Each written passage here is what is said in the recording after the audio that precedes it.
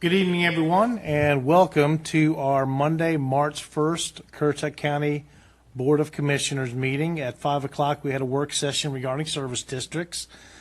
And our first order would be the invocation and pledge of allegiance. We have no one signed up. Would somebody from the audience like to come up and lead us an invocation and pledge of allegiance before we get started this evening?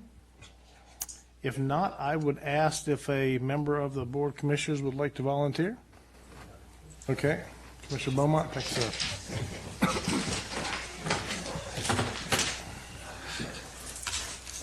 Heavenly Father, we thank you for this glorious evening, Lord. Father, the weather over the last several days has reminded us that we're coming out of a season and going into a new season. Father, that the hope of spring is in our faces. Lord, I pray that this evening you would give this Board of Commissioners wisdom as we look at, examine, and vote on the issues before this county this evening. Lord, I pray your blessing upon each person who has attended this meeting. I pray your blessing upon those that are at home, Father. I pray that you would give us wisdom in all that we do this evening in Jesus' name. Amen.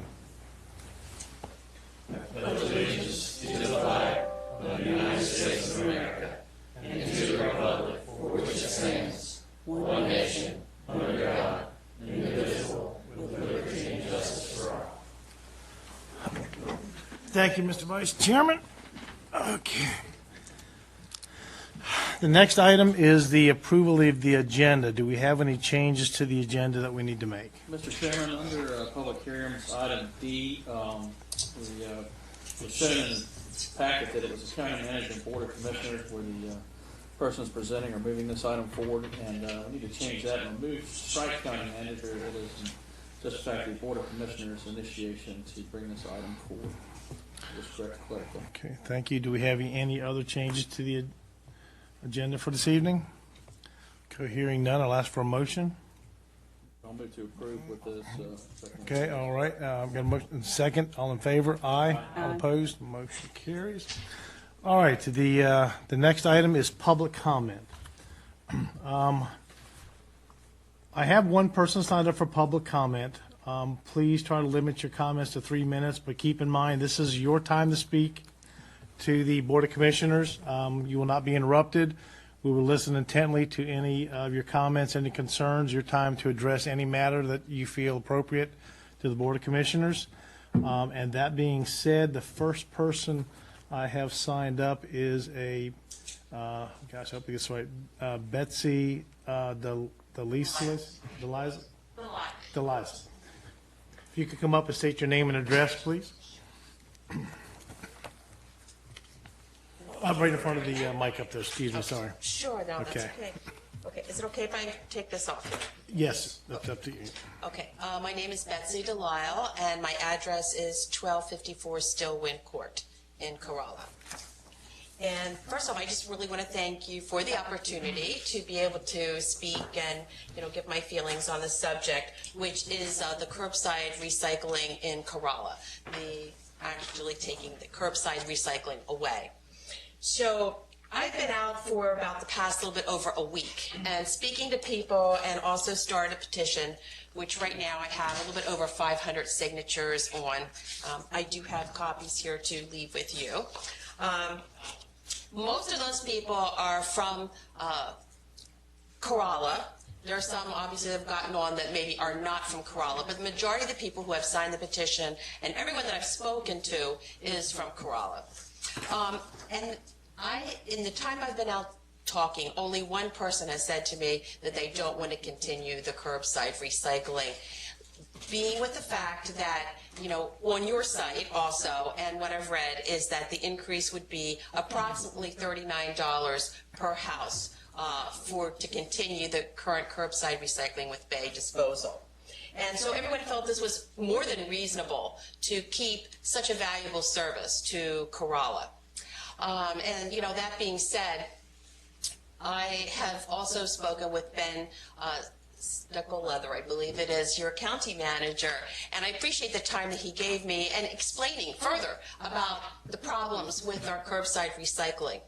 And as much as I understand that a lot of our renters sometimes, and even some of the residents, have put, pizza boxes in, and that kind of balls up the system a bit. I did speak with Bay Disposal, and they assured me that all of our recycling is not going into a landfill. It is currently what is not, sent to a recycler is going to Wheelabrator, where it is being burned in an incinerator for clean energy, which Dominican North Carolina Power is purchasing.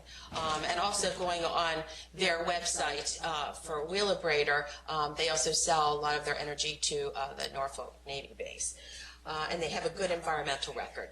It is superior to go to an incinerator than to a landfill, where a lot of the chemicals are going into the ground, leaching into the ground, and methane is going up into the air. So even though not everything is in the prime, recycle, it is going to the incinerator, and it is being burned for clean energy. So with that, we would really appreciate being able to continue to have the curbside. There have been over 250 calls. I know they wanted people to call into the office and see if people were interested in curbside recycling. And there's been over 250 calls in there, and a lot of the HOAs want to have it also. The problem is, if we don't continue it the way it is, it's going to cost a lot more for individual people to get the curbside recycling than it would if it's done through the county the way it currently is, with everyone getting curbside. So my request to you, I see my time's up, my request is that you continue to keep and not cancel it as of April 4th. We really try, I think, as a county, to be stewards of our environment. And when people come in to rent, it kind of sends a really poor message if everything is going into the trash bin as opposed to a recycling container. And we don't want that message sent out there. And it's not feasible that everyone's going to take it to the Pine Island station behind the fire station to do their recycles. So I'm hoping you can reconsider and keep our curbside recycling for us up in Corolla. And we're more than willing. I think you're getting a lot less pushback on paying that approximately $39 a year. And that's Thank it. you. And if you'd like to leave those with our clerk to the board, Leanna, will. with us, she'll make And sure she get that to us, and just make sure we have a way to reach out to someone, and we'll, I'm sure we'll have some more Thank you discussions. so much. But thank you very much for that. I have no one else signed up for public comment. Is there anyone out there who did not sign up that would wish to speak in public comment? Okay, seeing no one, I am going to close the public comment and open up. The next item is the commissioner's report. And this evening, I am going to start with Commissioner Etheridge to my left over here. Thank you, Mr. Chairman. I serve on the Senior Citizens Advisory Board, and tonight in our consent agenda, we will recognize the 19th annual March for Meals Month. On March the 22nd, 1972, Richard Nixon signed into law a measure to amend the Older American Act of 1965 to have a nutrition program, Meals on Wheels. The March for Meals Month was established in March of 2002 as to have a program that would deliver a vital service by donating, volunteering, and raising awareness about senior hunger and isolation. With COVID-19, this has become more prevalent, especially the isolation part. I'd like to give a special thanks to everyone who makes Currituck Senior Programs work, the staff, and the many volunteers that are out there. Also on Monday, March the 22nd, the Senior Citizen Center will be back open. We ask that you do please call and make reservations for any activities or programs that you're interested in, because they will not take walk-ins. You do have to have an appointment. And that's all I have tonight. Thank you. Thank you, Commissioner Etheridge, and I will go next to Commissioner Jarvis. Thank you. I'm just going to follow up on what Commissioner Etheridge said. We had kind of the same idea tonight. But Meals on Wheels has become a very personal thing for me. In 2019, Ms. Doris Flora stood before us in March and told us how valuable this program was and encouraged us to get involved with this program. And that same year, I began volunteering with the Lower Currituck Senior Center's Meals on Wheels program, and it has been such a valuable thing for me. I encourage you to do the same. There's so many little phrases that you could say, it's better to give than to receive and all of that, but the main thing is it is vital to these seniors. They get to see someone and connect with the outside world at least 3 times a week. And so I would encourage you, like Ms. Flora encouraged me, to volunteer and get involved with this program. It will enrich your life, and you will enrich others' lives. So thank you. Thank you, Commissioner Jarvis. Commissioner White. Yes, sir. Thank you, Mr. Chairman. Not much for me tonight. I do want to just remind folks, we don't have a business license in this county or a registration process. You do need to make sure that you're zoned for what you're doing. Seeing some businesses pop up, especially in the 4-wheel drive area. There's not much that can occur up there. So if you are looking into opening a business, you need to probably consult with the Chamber of Commerce and even our economic development and find out what it is you're allowed to do, where you're trying to do it. Even in some commercial districts, there's appropriate businesses, whether it's GB, light industrial, heavy industrial, throughout other parts of the county. So that area is remote and is classified as such for a reason. Most people don't want business up there other than those necessary to support what's going on, whether it be trash removal, HVAC mechanic, and the like. So just bear that in mind. I've also gotten some emails about the flooding in Swan Beach, Corova, and in Corolla from all the rain. And because it's just rain, in the case of Ocean Sands, we were looking into whether or not we could pump down there. We cannot do that. There is not enough standing water. Basically, emergency services can still go on. They can get through the water to your home. And that came down from the state. That's not a county thing. We would, of course, like to get the water out of there, and are working on a stormwater solution actually right now to fix that. And the 4x4, it's a little different. We do have a roads district in Corova to help deal with that or the aftermath of a storm. And in Swan Beach, we do not have anything there. The residents of that area told us years ago that they were not interested in that. Several residents have since come forward and said that they are interested in possibly having a service district, and the Board of Commissioners actually just talked about that this evening. So we're going to be pushing out some more information to those folks in Swan Beach in particular about a stormwater district there, or excuse me, a road service district there. And basically what that means is, if you're not familiar with this, if you live in a district, you are going to pay a tax, and that money solely goes to what it is that you're trying to do. So in that case, the money would go either to pumping out the roads or filling in holes in the roads and the like. The big problem for that district is 1 penny of tax there is worth a little over $3,000. So it would take a tremendous tax increase to generate any kind of funds there. And there's no sand source in that area. So we'd have to figure out an area to basically have a mine, to mine the sand and get this area roads up to grade again. So it is going to take a monumental effort, and is not a quick, easy fix. And we're going to need to support the community to do that. So look for that information. We'll be putting it out soon. We push it through the county website generally. And maybe Mr. Steichleather can jump in on that when he does his comments in a few minutes, how those things go out to the public as a general rule, just so that you can see that. And I think that's it for me, sir. Thank you, sir. Thank you, Commissioner White. And I'll go ahead and jump on in. A few things. First of all, let me just state that we have had a lot of rain. I think I saw a report the southern end of the county around Point Harbor was pushing 9 inches for the month of February. I think average is about 3.5 inches. So we've had quite a bit of rain, and it's taking a toll on a lot of individuals south in the county, even myself with septic systems and just getting through this. I know everybody's waiting for this to dry up. And it looks like we're starting to trend that way, which is a good thing. Some good news on the COVID, the latest report I just got from Albemarle Regional Health Services, that Currituck County, as today's report, our confirmed labbed cases that were reported for Currituck County were 1,373.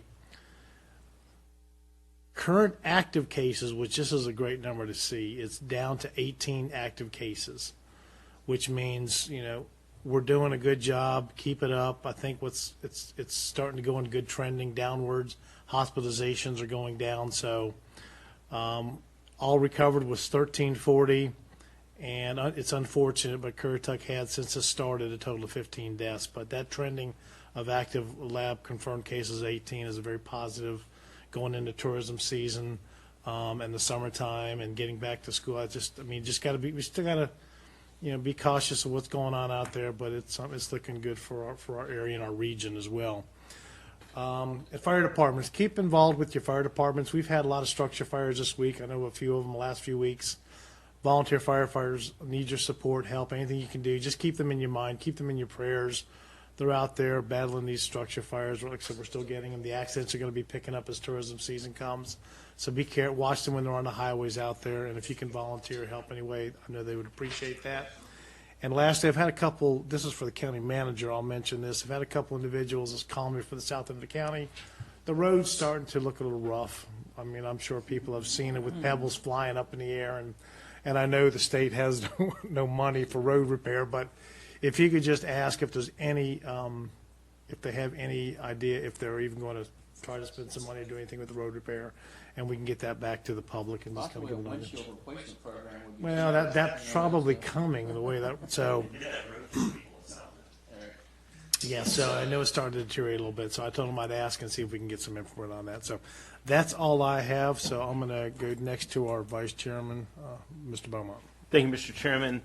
Had a meeting with the Fire EMS Advisory Board last Monday, and you brought up the structure fires, and Currituck County tragically lost one of our residents in one of those fires last week.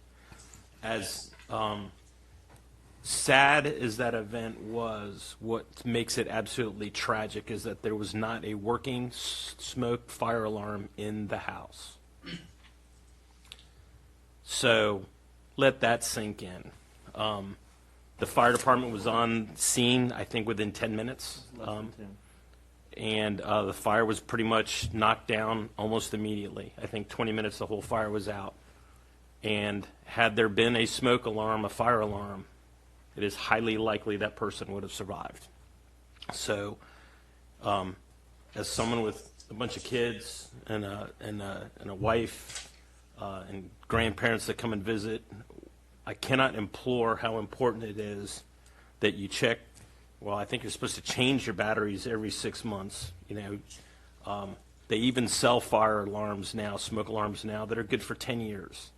What most people do not realize is a smoke alarm is only good for 6 years. Well, depends on average, yes, but yeah. They are definitely, if your smoke alarm is over 10 years old, it is useless. It is absolutely useless. So if you have any questions, if you reach out to your local volunteer fire departments, I will almost guarantee you they'd be happy to send someone by and test your smoke alarms for you. We believe that much. The first line of defense is a smoke alarm. Second would be in-house sprinkler systems. Not many people want that, so let's go back to the smoke alarms and carbon monoxide detectors as well. They're very reasonably priced, and if you can't afford one, again, if you reach out to your local volunteer fire departments, there are programs that we have in place that we can actually put one in your house for you. That's all I have, Mr. Chairman. Thank you, Vice Chairman Beaumont and Commissioner McCord. All right, I got a few things. I want to touch on the Meals on Wheels, like our two female commissioners said. I've had the honor of assisting when I was a patrol deputy, working the road every day. They love when people come and bring them food. It's good. We've literally had to beat on doors because they were in there asleep or didn't hear. And when they come to the door, it's like Christmas for them. So, I mean, like I said, if you can volunteer and you have time, like Miss Flora said, and as Miss Jarvis said as well, too, please do. It's just like our Backpack for Kids programs that we do with the Cooperative Extension Office. There's a lot of children in this county that go home on the weekends that don't have food. They would not have food if it weren't for the Backpack for Kids program, which we assist the Cooperative Extension, and we have some other businesses that donate, where we take the food to the school, because kids can be mean, and they'll pick on a kid because he doesn't have food, and it's at the elementary age where they put the food on Fridays in their backpack. and they have enough food for the weekend for meals and snacks. And it's a great program, just like the Meals on Wheels. All right, I'm going to hit on COVID quick. Like Chairman Payment said, we have 18 active cases in the county. Out of 30,000 residents, 18. That's a pretty good number, so we're doing something right. Today we did 1,176 vaccines, second dose, second round at the YMCA. I was there all day. That's why I was a little bit late for the work session, but that was a success. Our emergency management director, Mary Beth Nunes, she's phenomenal. She's one of the first ones there. With a couple of us other guys who have to set up the message boards every morning. It's a long process. But she does phenomenal. Her staff, she doesn't have a very big staff. Almar Regional Health Services, EMS, the National Guard. Thursday night we went to dinner. Wednesday night. night. 4 of us, myself, Commissioner Payment, Commissioner Jarvis, Commissioner Owen Etheridge, and the county manager took the National Guard out. One reason why I was late. Today was their last day here with the county, and they were all there, and it was cool because it was the guys and gals that we took out for dinner for the county, because they did so much and they helped expedite the process. Mr. Old Kim, he was there today. I seen him in the line, got his vaccine. So they, like I said, those guys and gals, I mean, they've been away from their families for 12 weeks or 6 weeks, 7 weeks. Yeah, over a month. Yeah, over a month, and they're super helpful. I want to hit one more thing, too, on COVID. The local businesses have been phenomenal. We pick up lunch for the staff and the guys that are out there. It's long days. Today we got poured on a couple times. Today was our first day where we had some part-time employees. Our guy that assisted us saved the county probably on a couple grand. We had a tent about take off, go for the thing. I had one arm on it, and I'm glad he was there because I couldn't hold it much longer. He grabbed it, and it would have probably hit 10 cars in line easy when it was flipping from the wind. So our part-time help, he saved the county $1,000 probably today already. So good job to him. Retired fireman, lives here in Mayock. But like I said, the local businesses, Currituck Barbecue today, county, they donated the food. I mean, there was 30-some meals for all the workers and everything out there. That's huge. And I mean, I'm not saying that for other businesses to do it, but the county, we appreciate it. And we've had tons of other places, Mayock Pizza, Coin Drop Marina, where they've discounted LJ Beaners heavily. Some of them have even assisted in bringing the food. Coin Drop Barbecue brought the food and didn't even charge us for the food the last time. So, or Currituck Barbecue, I'm sorry. If you can support those local businesses or support any local business, we appreciate it because then the money stays here with the county. I think that's it. But like Wednesday, vaccine first round, YMCA. I believe we have 400 shots, 400, maybe 450. So if you haven't gotten your shot, you're a Currituck County resident or live in the 8-county Almar Regional Health Services counties, follow the county website, follow county Facebook page, follow Almar Regional Health Services.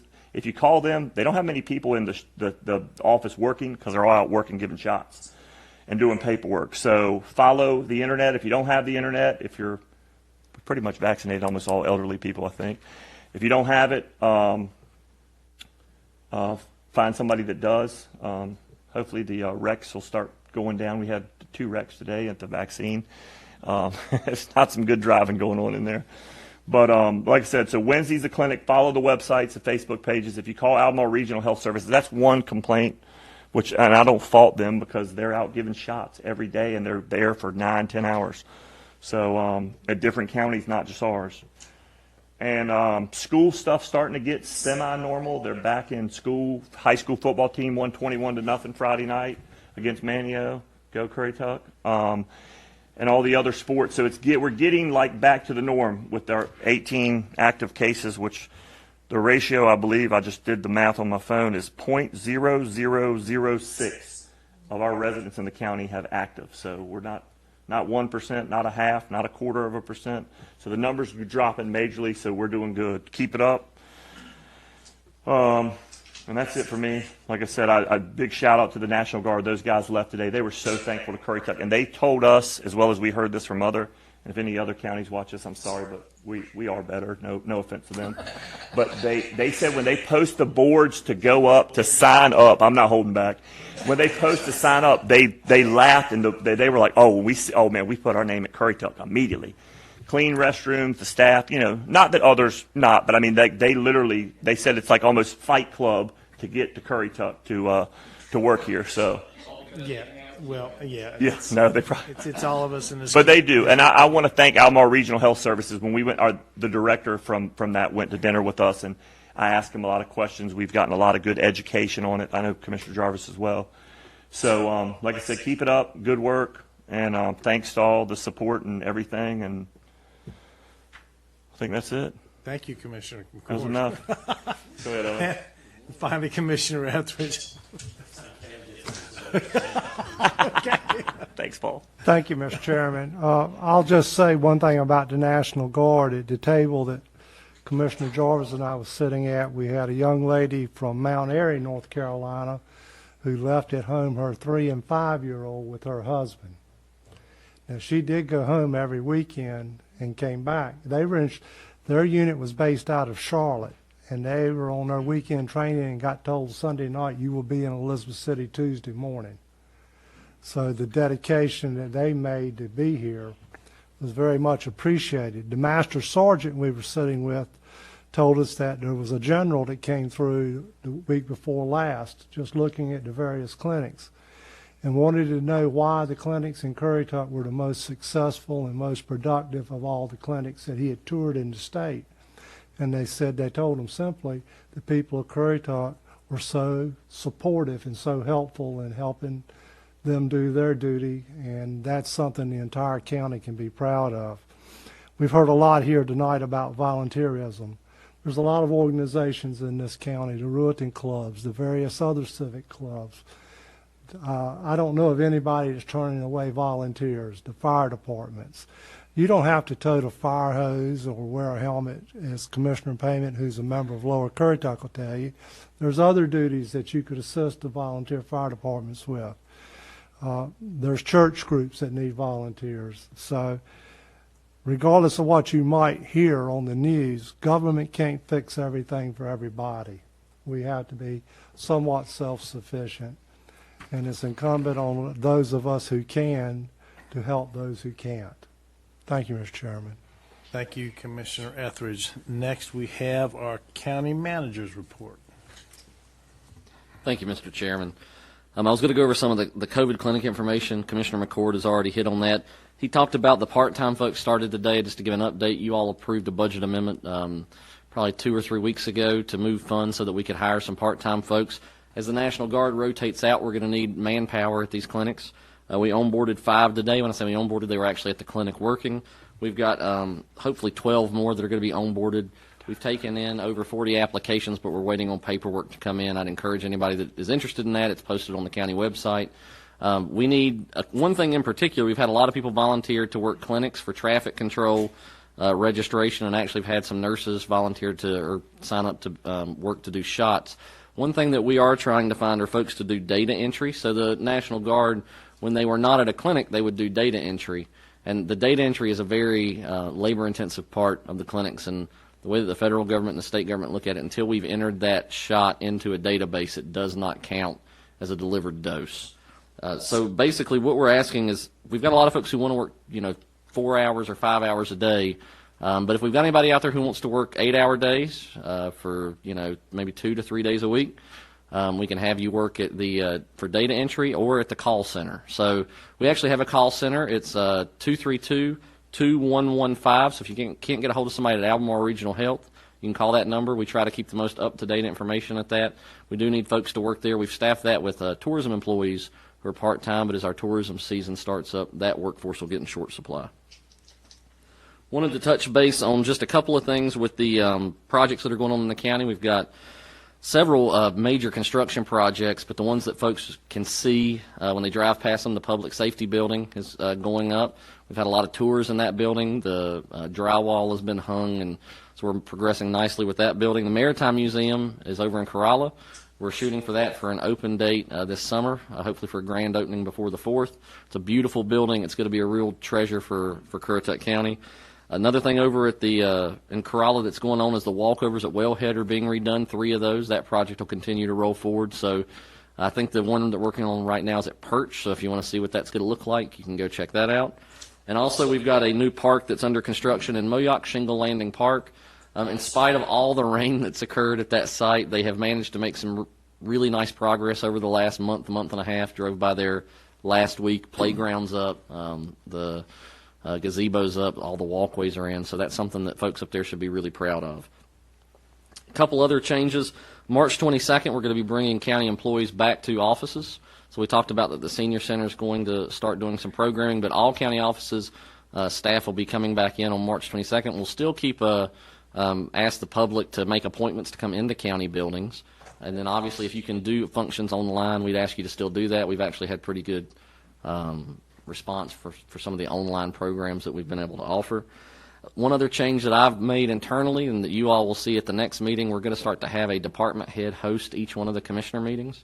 One of the things that we hear a lot for the commissioner meetings is, they get downstairs and we've got our regular attendees who know exactly where to go, but we've got folks who aren't aware where to go. They don't know what to do at a sign-up sheet. They don't know which sign-up sheet to sign up at. So we're going to have department heads kind of man a welcome area and then get folks signed up for the right agenda item. So you all will see that at the next meeting. We've volunteered our department heads to do that. They've been very willing to do that. And so I think that's all that I've got on my list, Mr. Chairman, but I'm happy to answer any. Well, let me back up. I do have one other thing, just as an update on the recycling item. We have reached out to Bay Disposal. The cost, just for information purposes, they do have enough people signed up to continue curbside. The cost monthly for them will be $16.67 if you wanted to continue that when the county ends their program. So just wanted to put that out to the general public. And then I mentioned it in my comment. How do you generate, like when we do these surveys, there's a couple of avenues of getting that information out to people, what they kind of should expect? Typically what we do, we're going to do two kinds of notification. The first is we're going to send a letter actually to wherever you receive your tax bill, and we're going to just give you some information. Sometimes there's a survey link, sometimes it's just information only. And then we will follow that up at a later date with an actual official report and a map that we're actually required by law to send first-class mail to anybody who's going to be in a service district. So you'll have two letters that come in, one either from information or survey purposes, and the second one is the official report that will be presented, and the public hearing will be based on if you all decide to do service districts. And would you put any of that information up on the website as well? It'll all go on the website, the traditional Facebook website. We'll probably have something on Twitter. But if you're one of the people in that service district, I would encourage you to watch your mail. If you see something from the county, don't assume it's junk mail. Please open it and take a look at it. So it's not always a bill. It's not always a bill, no sir. No, What was the fee for the individual if they wanted to pay that? Could you say they got an hour? $16.67 a month. Okay, thank you. That's all I have, sir. Okay. Thank you, Mr. Dyke-Leather. Okay, next we have public hearings. Item A, PB 21-02, Hutchinson rezoning, request for a conventional rezoning of 11.27 acres from general business and agriculture to general business and mixed residential MXR. The property is located on Currituck Highway in Grandy, tax map 94, parcel 113A, Poplar Branch Township. And I believe Lori has this. Yes, thank you, Mr. Chairman. The applicant, as consultant, has requested a deferral of this public hearing until the April 5th meeting. There was a scheduling conflict with the applicant, so they have requested that their one-time deferral for this hearing to be deferred until the April 5th meeting. Well, Mr. Chairman, with that, I'll move to continue this agenda item until the April 5th meeting per the applicant's request. Second it. First, we have a second. Any further discussion? All in favor? Aye. All opposed? Motion passes. Thank you, Mrs. Cicero. We'll move that to our next April 5th board meeting. The next item B is PB 21-04, Flora Farm conditional rezone 202.44 acres from AG to CMXR to allow subdivision with 277 single-family dwelling lots, 7,500 square feet neighborhood, commercial units, and associated amenities And I believe, Ms. Cicero, you have this one as well. I do. Thank you, Mr. Chairman. This request is a conditional mixed residential rezoning, proposing 277 single-family dwellings with 7,500 square feet of commercial area. The owners are Mary Nell Flora Brumsey and John J. Flora III. The applicant is North-South Development Group, LLC. The property on the screen before you, this property is located here. We saw this property earlier, in the fall. There's a little bit of history with this. They come forward as the Flora Planned Development Residential that was not approved back in September. So they redesigned the project and is bringing a new project forward. It is located off Survey Road, and it does involve property between Survey Road and Currituck Highway, and then on the south side of Survey Road. It is zoned AG Agriculture. Surrounding zoning is the PDR for the Falls development, single-family mainland of ranch land, and Eagle Creek has the AG Agriculture zoning as well. And across Survey Road, it is the GB zoning. So this is surrounding zoning. It is designated full service in the 2006 land use plan. And in the Boyac Small Area Plan, the front area is designated full service. The back area is designated limited service. So what the applicant is proposing is 277 single-family dwelling lots with some limited neighborhood commercial development there on the front between Survey Road and Currituck Highway. It is going to have approximately 83 acres of open space, which is about just under 41% of this development will be in open space. That's 1.37 units per acre. Just a little bit of comparison, its neighbor Falls is at 2.86 dwelling units per acre, 479 dwelling units over almost 229 acres. In your in your packet on packet page 29, there is the zoning density table. It is currently zoned AG, Ag, and if they were to develop under that current zoning, they would get approximately 66 units. Through that table, you can see how if they were going to rezone to single-family mainland, they could get 202 units. MXR, single family, they could max out at 404 units, and with this conditional MXR, they are proposing 277. So you can see how this compares, what they're proposing compares with the existing zoning and two other potential rezonings that they could have pursued. As far as utilities, let's see. So the residential amenities does include a dog park, picnic area, pool, and clubhouse and sidewalks. The non-residential amenities will include outdoor dining area and a patio with benches in the commercial area.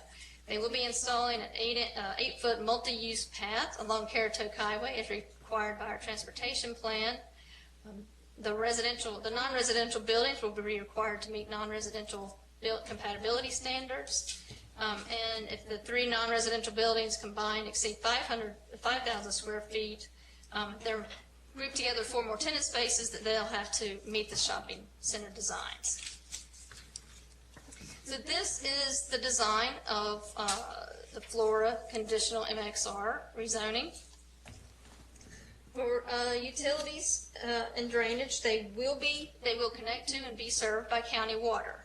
They are proposing to connect to a private wastewater treatment plant, the Eagle Creek Wastewater Treatment Plant. Their drainage, their on-site stormwater will be managed by a series of ponds. You can see here there's some out front. Significant amount of the open space is going to be in the stormwater ponds. They will typically slowly release into Rolling Creek. And they will be conveying the stormwater through a series of vegetated swells, stormwater pipes, ditches, and curbs with drop inlets. So the transportation for this for the internal of the transportation, we'll have a divided boulevard, about 80-foot right-of-way, and all the local roads will have a 40-foot right-of-way with 5-foot sidewalks along the streets. There are going to be four interconnections to the Foss development, and there is a main connection to Survey Road, and also the commercial area will be connected to Survey Road. And then, like I said, the 8-foot multimodal path along Currituck Highway. So, in packet page 30, in your agenda packet, you can see we do have the trip generation for this project. Based on the existing zoning, if they were to max out their density from the table we just spoke about, you can see that the trips per day, so the 66 lots in ag would produce about 632 trips per day. So what they're proposing, the CMXR, they'll produce about 2,651 trips per day. So with the original Flora PDR, there was a traffic impact analysis done. They did not redo this traffic impact analysis, but they did update with a memo that's in your packet. And within the staff report, you see there that the trip generation differences for between the original PDR that they did the complete traffic impact analysis, and now what they're proposing now with the 277. Ms. Cicero, Yes. just really quickly, question regarding the trips per day. Mm-hmm. Do you know, or is there a percentage which reflects what portion of the day, maybe what percentage that affects the most? I mean, is the majority of that 80% of it going to be morning and evening, or is that all day long filtered, or? For our trips per day that we generated, that's all day long. Now, the max of those trips are going to be, the before 8 rush hour and the after 5. Okay. And they have AM peak hour in their trip generation table over here. You can see they have AM peak hour and PM peak hour. On packet page 31. In your packet page 31, you see it says table 3. Trip generation. So that would be the commuter time. That probably 7 to 8 in the morning, and then 5 to 6 in the evening. Okay, so that the AM is what time again? Probably 7 to 8 in the morning. So they are going to be generating probably about 56, according to the memo that we got from their traffic analysis. It's going to be over 56% reduction from the PDR proposal. So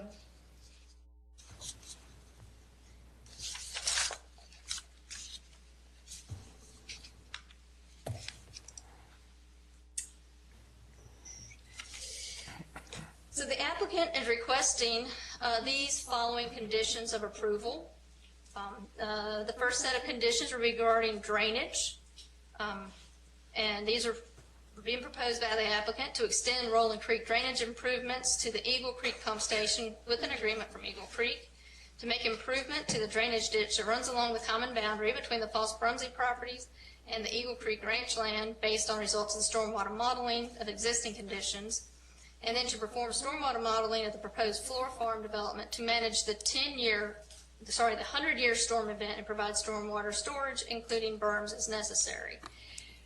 This is above what we require. We require the 10-year storm to be modeled to the 10-year storm.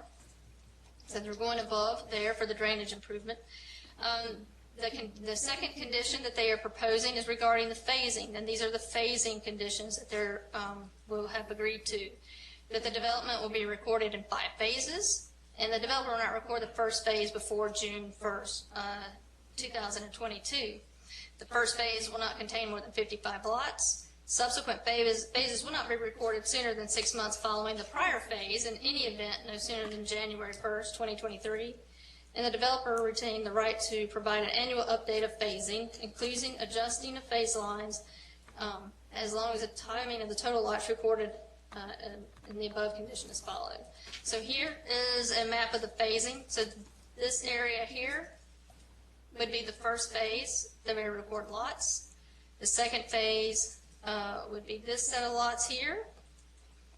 Third phase are these outside lots. The fourth and fifth phases are back here in the rear of the property.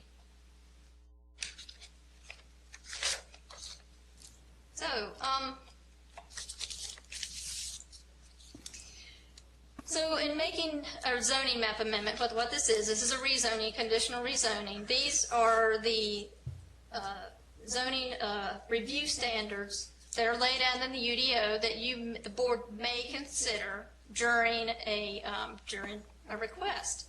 So is this request consistent with the goals, objectives, and policy of the land use plan and other applicable county adopted plans and purposes of this ordinance? Is it in conflict with any provision of this ordinance or county code of ordinance? Is it required by changed conditions? Does it address a demonstrated community need? Is it compatible with existing proposed uses of the surrounding land? Would it adversely impact nearby lands? Would it result in logical and orderly development pattern? Would it result in significant adverse impacts on the natural environment? Would it result in a development that is adequately served by public facilities? Would it not result in significantly adverse impacts on the land values in the surrounding area? And it would not conflict with public interest and is harmony with the purposes and the intent of this ordinance. So while this development is consistent with some goals and policies within the land use plan, it is inconsistent with some other policies, some of which are SF4 and PP2. These are both listed out in your staff report. These do refer to the adequate public facilities, and SF4 is Currituck County shall continue to support a service level policy for schools that calls for construction and maintenance of classrooms space sufficient to avoid the use of mobile classrooms, and Currituck County shall continue to implement a policy of adequate public facilities sufficient to support the associated growth and development. So, getting to adequate public facilities. As I'm sure you're all aware, we are above capacity in Moyock Elementary School. And as on packet page 45, in part of Flora development is designated to go to Moyock Elementary School. So right now it is 115% based on August 2020 ADM, and Shawboro and Central. Shawboro is at 97% capacity, and Central is at 89% capacity. So, with school capacity, you all know where we are with that, and I'll ask the county manager to speak to what he anticipates to address our issue with adequate public facilities. Thank you. So as we look through the construction project, and this is something I've updated the board on, we have gone out for design build RFQ to pick a designer and a construction company in order to expand Moyock Elementary and Moyock Middle Schools. The project is anticipated the classroom space to be completed by August of 2023. We've had a kickoff meeting with the firm and the construction company that we picked. It was approximately 3 weeks ago. So the anticipated timeline on that is to have a notice to proceed by June 1st, 2021, and then roll into the completion by August of 2023. So we discussed this at the joint meeting with the Board of Education, where we had a study that gave us some ideas. We're now going to move forward with that at the direction of both of these boards. Myself and the superintendent and as well as Michelle Perry, our assistant county engineer, have met with the design and construction team and talked through the project. And like I said, with a hopeful date of June 1st to begin notice to proceed. And be happy to answer any questions about the construction project.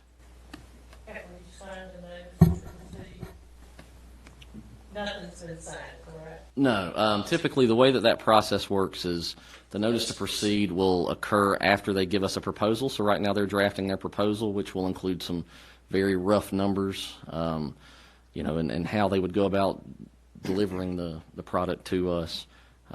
It could be that we sign a notice to proceed prior to June 1st. They're currently working on their proposal. As soon as that's done, we'll come to you all at an official commissioner meeting.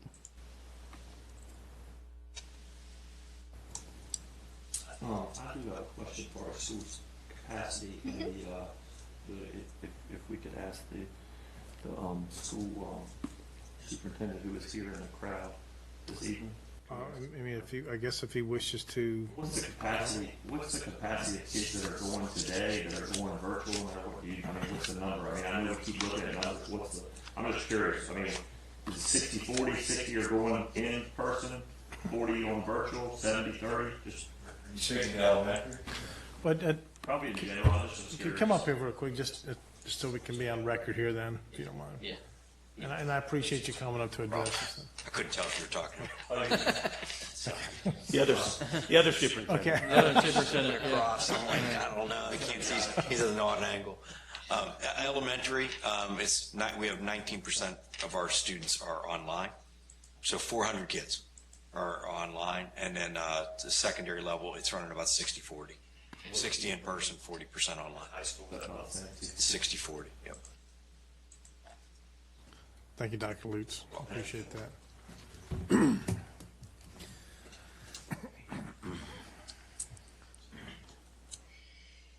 The Modoc Small Area Plan, while there are some consistent policies with this, there are also some more inconsistent policies. And at CC1, that's listed out in your staff report, but it is the limited service area. According to limited service designation, 129 lots are allowed in the limited service area, 175 lots are proposed. Now, with the FOST rezoning, the board placed more emphasis on the 2006 land use plan and that future land use map showing a full service area, and placed less emphasis on the Modoc small area plan. So overall, this is less dense, creates less traffic, and the retail is scaled back from what was originally put forward as the Flora PDR, but we still have some staff is still concerned with some of these items. The inconsistencies with the land use plan, specifically the adequate public facility requirements, inconsistencies with the Modoc small area plan, the density between the limited service area and the Modoc small area plan, the issues with adequate public facilities. The soils are concerning everywhere in Modoc though. And then the Currituck Water and Sewer LLC, have they committed to this project, and do they have the capacity to handle this wastewater since it's currently under violation? So TRC recommendation is for denial because there is not adequate school capacity currently for this development.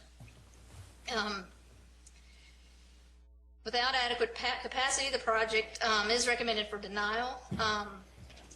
Phasing a project to allow a limited number of lots, school children per year, does not meet the adequate public facility ordinance. Like I said early on, the standard says is in place now. But you heard from the county manager, and you all are involved in that process to expand the school. Could I ask you something about that on page 38 of our agenda packet? I know we keep talking about the elementary school. It says that the committed capacity of the high school in J.P. Knapp is at 106%, correct? Correct. Now that is committed capacity. Right. That is where we take the number of lots that are still left to be built on in the county, and using the student generation rate, we tell you, like, to be concerned, and it's a planning tool. It's a tool for you right now, Commissioner Etheridge, to look at this and know that we're going to have to start talking about issues with the high school sooner rather than later, because if all the lots that are now available to be built upon get built upon, we're going to have concerns with the high school number. Thank you.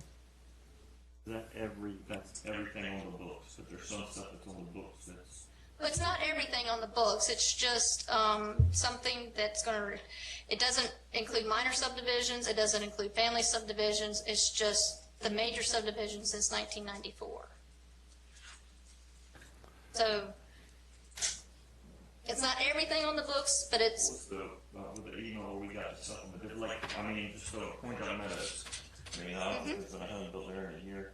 I mean, but is that not everything on the books? That those emails where we got all the different neighborhoods? Yeah, it's all the major subdivisions. It's all the major subdivisions. So it's everything on the books that qualifies as a major subdivision. It doesn't count all the minor subdivisions, and it does not count family subdivisions. What is it, more than 6 makes it major? Well, it's more than 3 now makes it major, and a family can be up to 5. So, but that's just changed since 2019. Ballpark figure, how many of those committed lots have been built on? How many of those? What percentage? Well, I can get you what we've done in January. We updated that in January. Since this application was received in December, we went with the information that we had when we received the application. That was updated at the end of January. So I can get that number for you of where we stand today or at the end of January. Whichever. I'm just curious how many have been committed that's not actually built on. Well, once we do, so we keep track of this committed capacity for major subdivisions, and once we issue a building permit, it goes from committed capacity to an actual kid, once we receives a certificate of occupancy. So, like we update that once a year, typically, because it is a little bit labor intensive, but we'd have that updated recently in January. Like I said, because this was received in December, we went with the numbers that we had in December.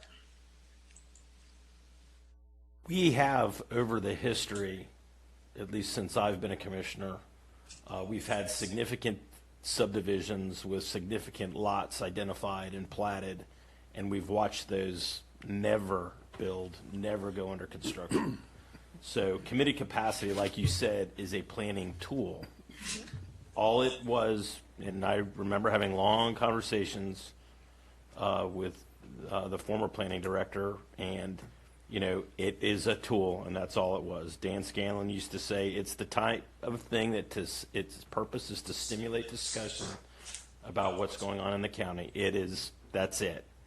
And so I clearly understand what the committed capacity has been, but I've watched multiple subdivisions with that committed capacity go by the wayside and nothing come to fruition out of those.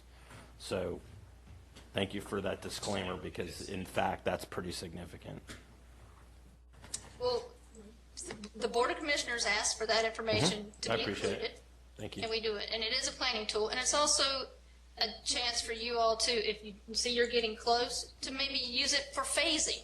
If you have a large enough development where that would be something that you would be concerned. So. But with the committed capacity, you're not taking in consideration the family subdivisions and the 10-acre lots that are popping up all over the county. They do not include family subdivisions and minor subdivisions. Approximately how many of those exist? Lots. If you give me a second, or if this number and the major subdivision, after the applicant gives his presentation, I'll have that information available. Thank you. As long as we don't have any more Beaumont family, then I'm just kidding. It should be okay. Keep it up. Just keep it up.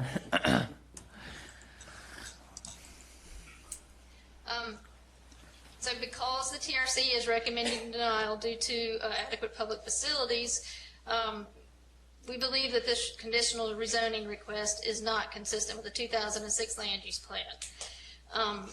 It's identified the request is a residential subdivision. It is located in the Moyock Elementary School District. The Moyock Elementary School average daily membership for August 2020 exceeds the actual school capacity. The request increases the number of projected students by approximately 43 students. So the request will exceed the county's ability to provide adequate public facilities and is consistent with the 2006 Land Use Plan Policy PP2. The proposal exceeds the number of lots allowed by the Moyock Small Area Plan in the limited service area. And there is, at the time of the staff report, there was no assurance that adequate wastewater treatment can be provided by the current wastewater treatment plant.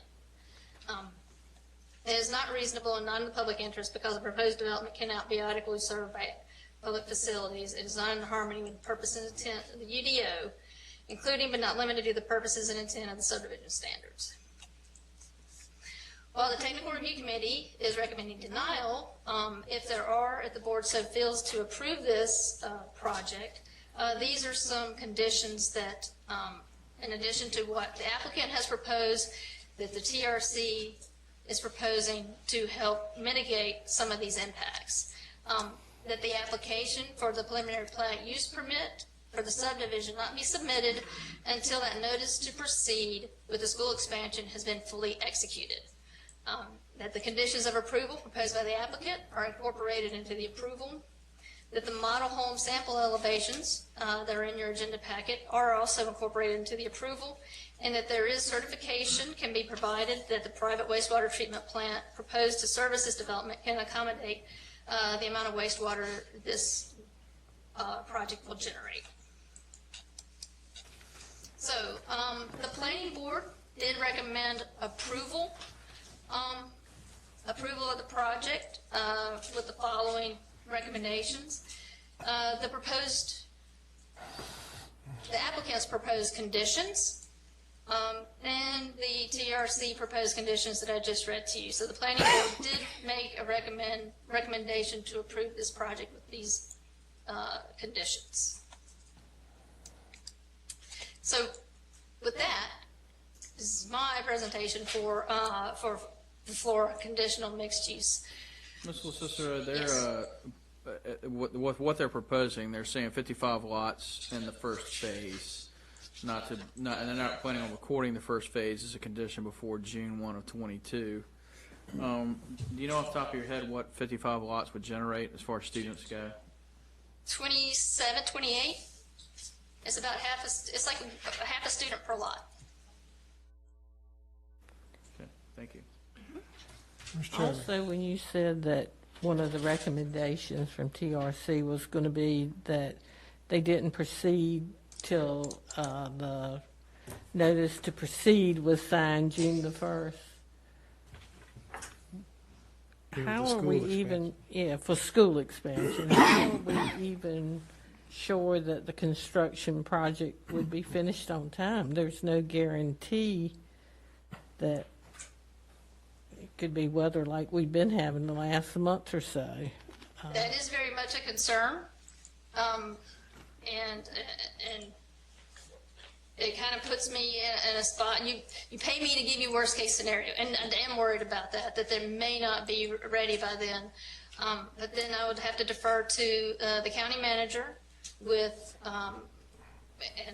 his knowledge about the construction process and what he believes is going to be the time when we'll be able to put students in that expansion. Mr. Cicero, is the adequate public facilities, is that a state statute? No, it is not. It is a Currituck County. We do have the ability, the state statutes give us the ability to have that. Case law and state statutes give us the ability to have that. It is not a state statute. It is a county Ordinance. requirement. Yeah. Okay. And so do you know what the purpose of that adequate public facilities, why that was put in our ordinance? Why it was put in our ordinance? To ensure that we do have adequate public facilities, that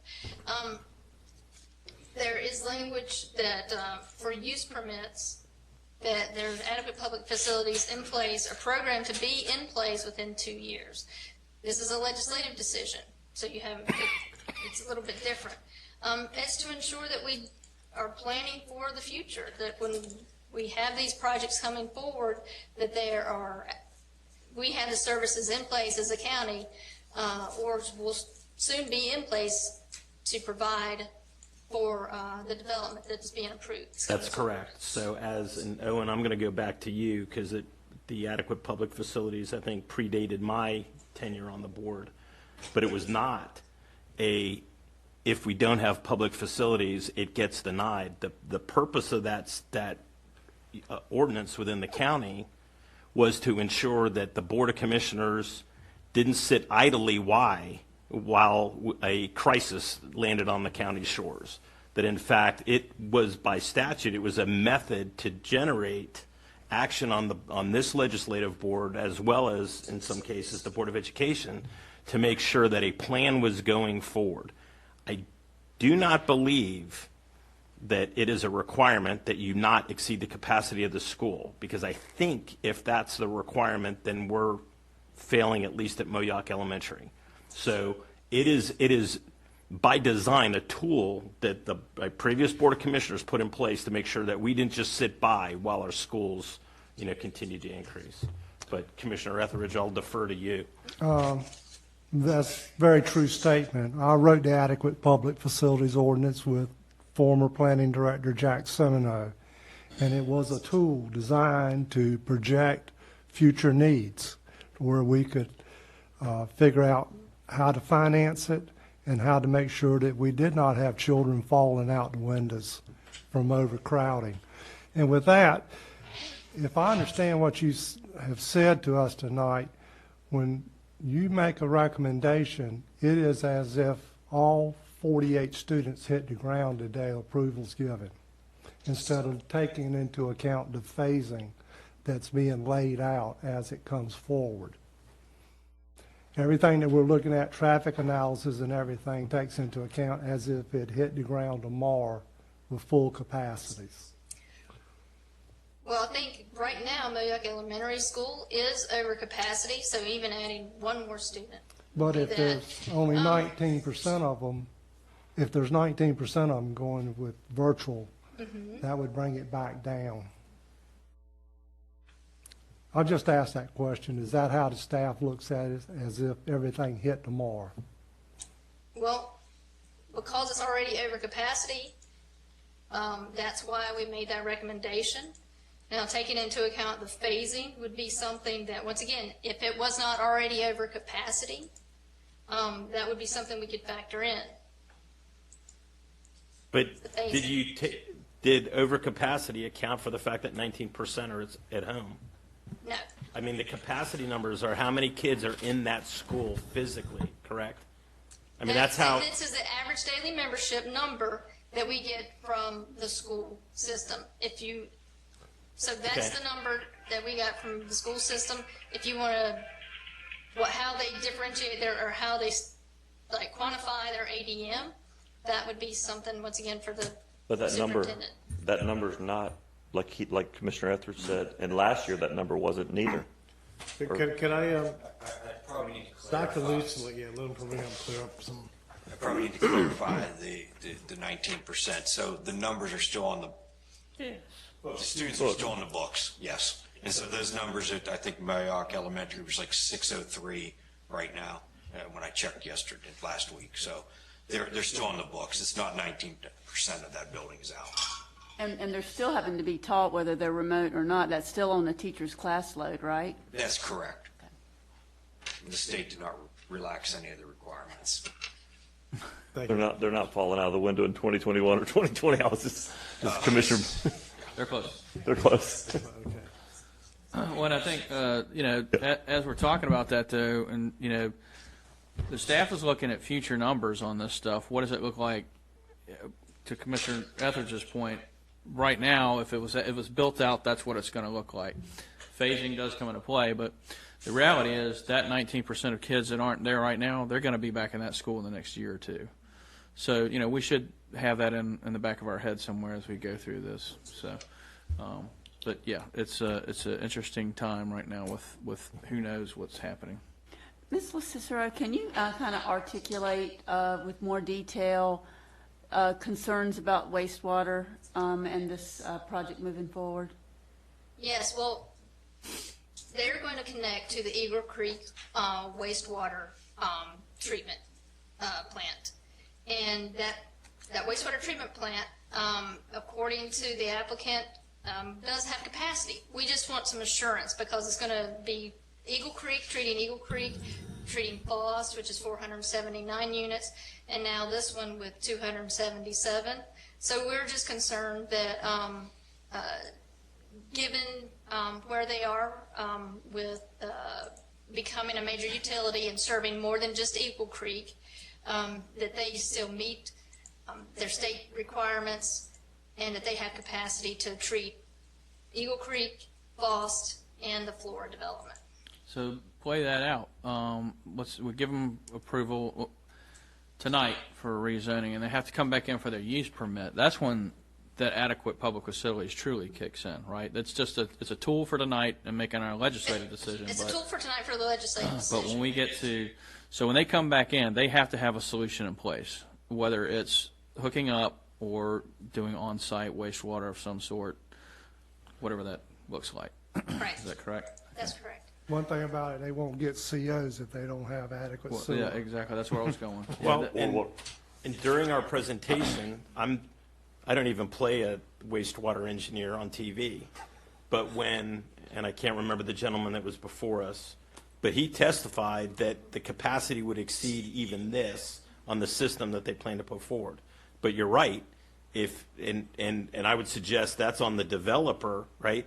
That's the developer's risk, that he goes through all of this and the wastewater system is a failure, but that's not a risk that the county has to endure, correct? That would be, well, it depends on how you look at it. Will it be something that's come back to us and said, well, you approved this development without adequate wastewater being, 100% available. That's why we asked for that certification to be provided. And that would be something that would also be addressed at the use permit. Right, because we haven't actually approved this development. We've approved a rezoning at this, ostensibly. At this point, they're asking for the rezoning, for the conditional Right. CMSR. So the conditions in that rezoning, but we're not there yet. And the Utilities Commission is going to have some say, assuming about regulating this when it comes in. So when they come back before us for special use, we can have that information from the state, some other information before we even approve that, then to make sure they have adequate. It would be imperative Yeah. that they have it. Right. So at that point, it's whether it gets approved or not with some of this other information. Aren't they under violations, the sewer system up there? They've not come into compliance, right? They were under violation, but I think for nitrogen and some issues with the pond, that would be a question for the applicant's consultant. And I think they were progressing towards rectifying those, but since it's not our wastewater plant, I'm not sure where they are in that process. When we put Hey, I'm but- sorry, go ahead, Ms. So Kay. before we approve something to change the use, it should have public adequate facilities, right? Well, that would be why we wanted that certification provided.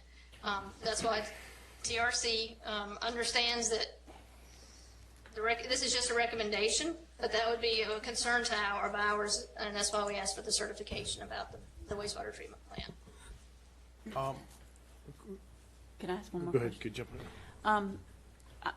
Did I read correctly in the agenda packet that the commercial part of this development was not in the traffic count? I think it was in their traffic count. Now, we didn't, when the trips per day that we generated on packet page 30, we just used the single family homes. We did not take into account that 7,500 square feet of commercial. It gets a little bit, you have to know a use or, a type of business to be able to really get a good generator number. I'm not a traffic engineer, so then I would defer to their trip generation differences on packet page 31, because they probably averaged out some uses that they would think would go in that building. So which is why there's a difference between, if you look at the ADT, the average daily trips, if you look at packet page 31 Table 3 under ADT, their November 2020 update is 3,652. Ours over here on the packet, page 30, trips per day, 2,651. That 1,000 difference is probably is taking into account an average of some commercial activity is going in on that. All right, thank you. Let me, a quick question back to the wastewater. If, for some reason, okay, let's just say this get approved and they come before us for a special use, and they cannot show where they can provide the wastewater capacity for this, could they still redesign this with septic tanks or septic systems? Didn't this originally allow? Yeah, I know, yeah, but they could redesign, but this probably allows septic systems, correct? Yeah, they could. They would have to do a redesign. Yes, I don't think they get the density they're yeah, going to get now. right, but the land would still allow for septic systems. It could. Okay. But they would have to be a redesign, and that would be. So there's options. There's options. Okay. Commissioner Etheridge would get to see Mark Bissell. Well, and Come on, that was funny. it was That was funny. good, Paul. Not that we don't get to see him enough as it is.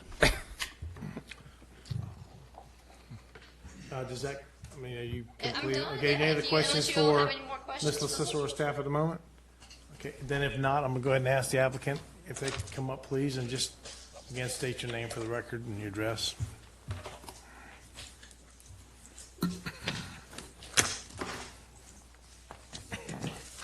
Thank you, Mr. Chairman. Mark Bissell.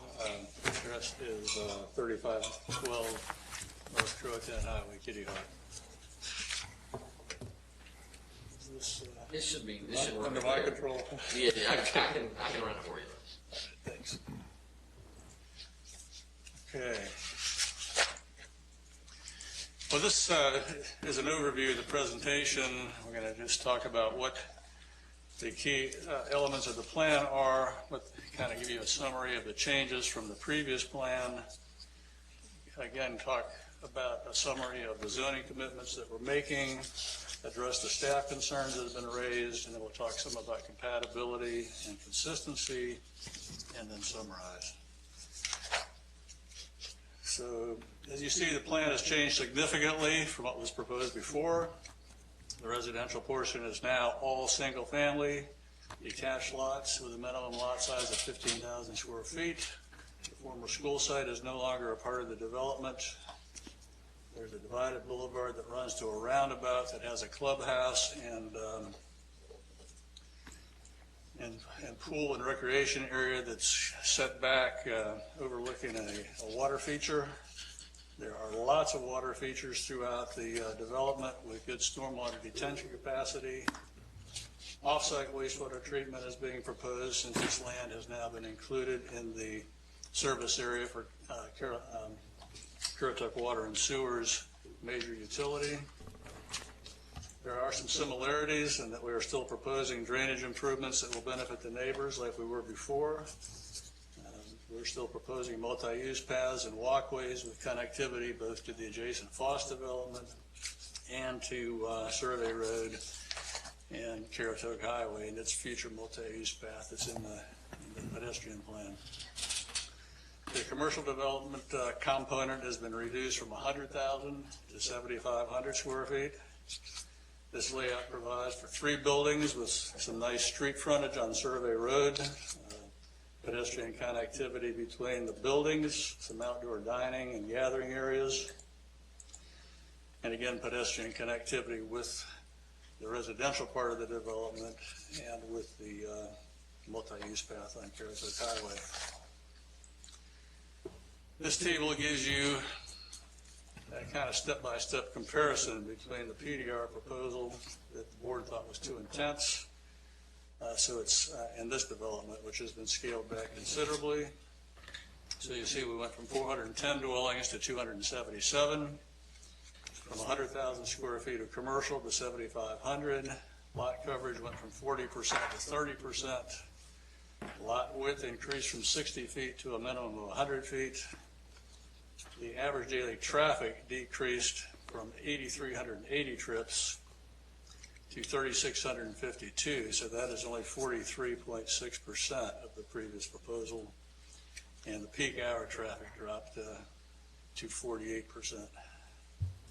Open space, as Ms. LaCicero indicated, it increased from 30% to approximately 41%. So again, these are the proposed zoning conditions. I'd like to point out that when we presented this proposal at the community meeting, that the neighbors were very pleased with the drainage improvements that we're proposing. They felt that they would be a big benefit to the neighborhood, particularly where we're proposing improvements in between this development and the Eagle Creek and Ranchland developments to the northwest, and we're also berming against the low areas there. We are providing advanced stormwater modeling, 100-year storm event management, and extending, and this was actually a request that was made by Eagle Creek to extend the Rolling Creek ditch improvements all the way to that pump station. And in addition, it is not indicated here, but right now the Rolling Creek Canal is getting a one-time improvement in connection with the Foss development. But this development will provide 50-foot easements on both sides and a mechanism and funding to maintain that in perpetuity. Other conditions would be to record it in 5 phases, to delay the first recordation until at least June 1st of 2022, to limit the first phase to 55 lots, to have at least a 6-month lag between phases, to do annual phasing updates. And based on this development schedule, the first students will actually not show up for class until at least 2023, because it's going to take several months to build the first houses. And so you're only going to see a handful of kids up until the 23-24 school year, when you're going to have those, the additional capacity programmed in at both Demoyak Elementary and middle schools. A number of staff concerns were outlined in the report, and I'll address each of those. The first one is land use plan consistency. It is in a land use plan full service district, which allows up to 3 units per acre. We're proposing 1.37. And that's policy HN1. Policy AG6 calls for compact village-like clusters, which has been recommended and provided. This is an infill development, which is supported. Traffic has been addressed. The county commissioners determined that the adjacent Foss development is consistent at a higher density of over 2 units per acre. Jamie Schwedel will provide more information on consistency and compatibility. Staff concerned Moyock small area plan consistency. As you know, the UDO does not require that the small area plan density be strictly adhered to per district. And density can be appropriate if the overall density mix is consistent with the overall designations. Also, it's within this board's discretion to determine the weight to give each policy and to determine whether proposed density is reasonable and in the public interest. In 2019, the board determined and then reaffirmed last month that the approval of the Foss use permit, which has 53% higher density and is located entirely in the limited service small area plan district, is in conformity with the land use plan in the UDO. So this plan appears to actually be more consistent than the Foss development in this regard, since the land use plan actually allows up to 404 units. To the extent that adequate public facilities are relevant at the zoning stage, they're not required to be programmed to be in place within 2 years of zoning approval.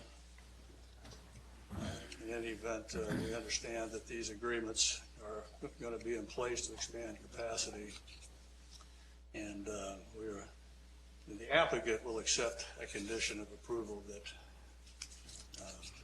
no application be filed until the 2-year criterion can be met, or at least until after the program is in place for the school expansions. Traffic has actually now been removed as one of the concerns in the staff report, but I'll still touch on this issue. We're reducing traffic by over 56%, and yet we're still doing the same improvements through the intersection and to Survey Road. DOT has been satisfied and has approved the plan. I will outline those improvements. It's to mark a long turning lane on Survey Road at 168, to have a restricted left turn from Survey Road on the 168. We're providing stacking and turning lanes on Survey Road at the development entrances. We're improving the intersection at Survey Road. We're providing additional turning lanes and connectivity to the adjacent development, and that connectivity also will provide a benefit to the Foss development. You've probably seen the memorandum from David Otts, the district engineer, saying, and I'll summarize what he said here, the development has reviewed the trip generation update, which accounts for the reduction of both commercial and residential space in the proposed Flora Farm subdivision. And we have reviewed the traffic engineer's phasing comments, and both are acceptable to the department. Please note that the reference reduction in development will only serve to improve the level of service adjacent to the site, for which the Department of Transportation has tentatively approved access.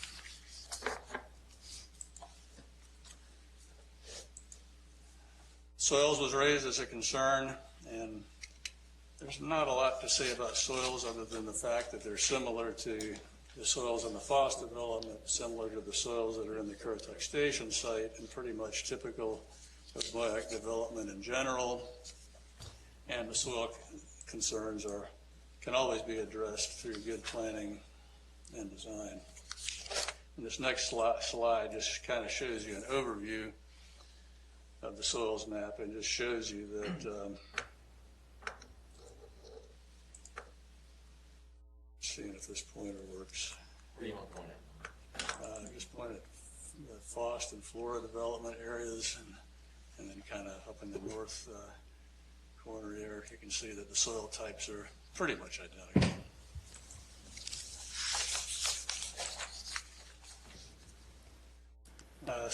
Staff expressed a concern about wastewater, and we actually have a willingness to serve letter from the major utility that we didn't get in time for review in your packet.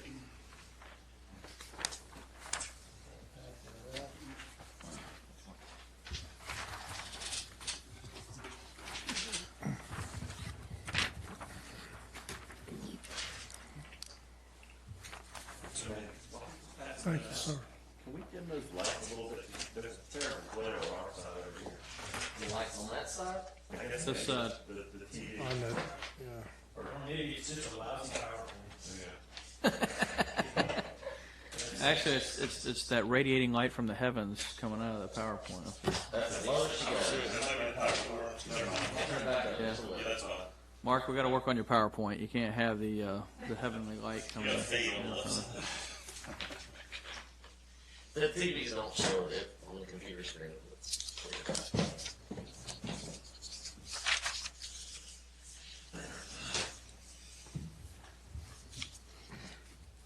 So anyway, Currituck Water and Sewer has indicated that they're working through the regulatory approvals to allow this the facility to include this development,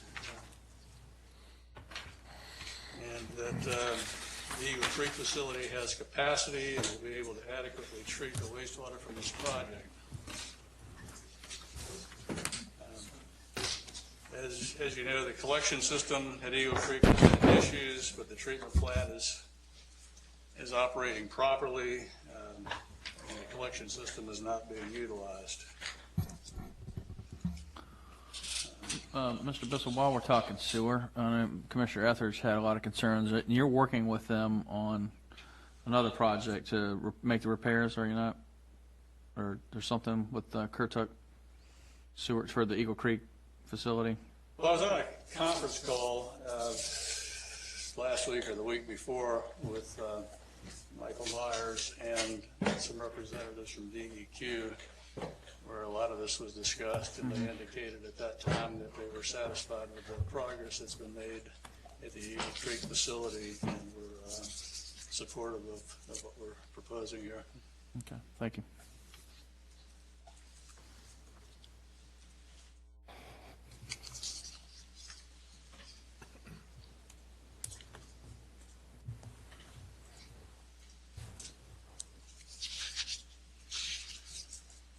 As indicated previously, the county commissioners have already included this property in the service area for this regional utility.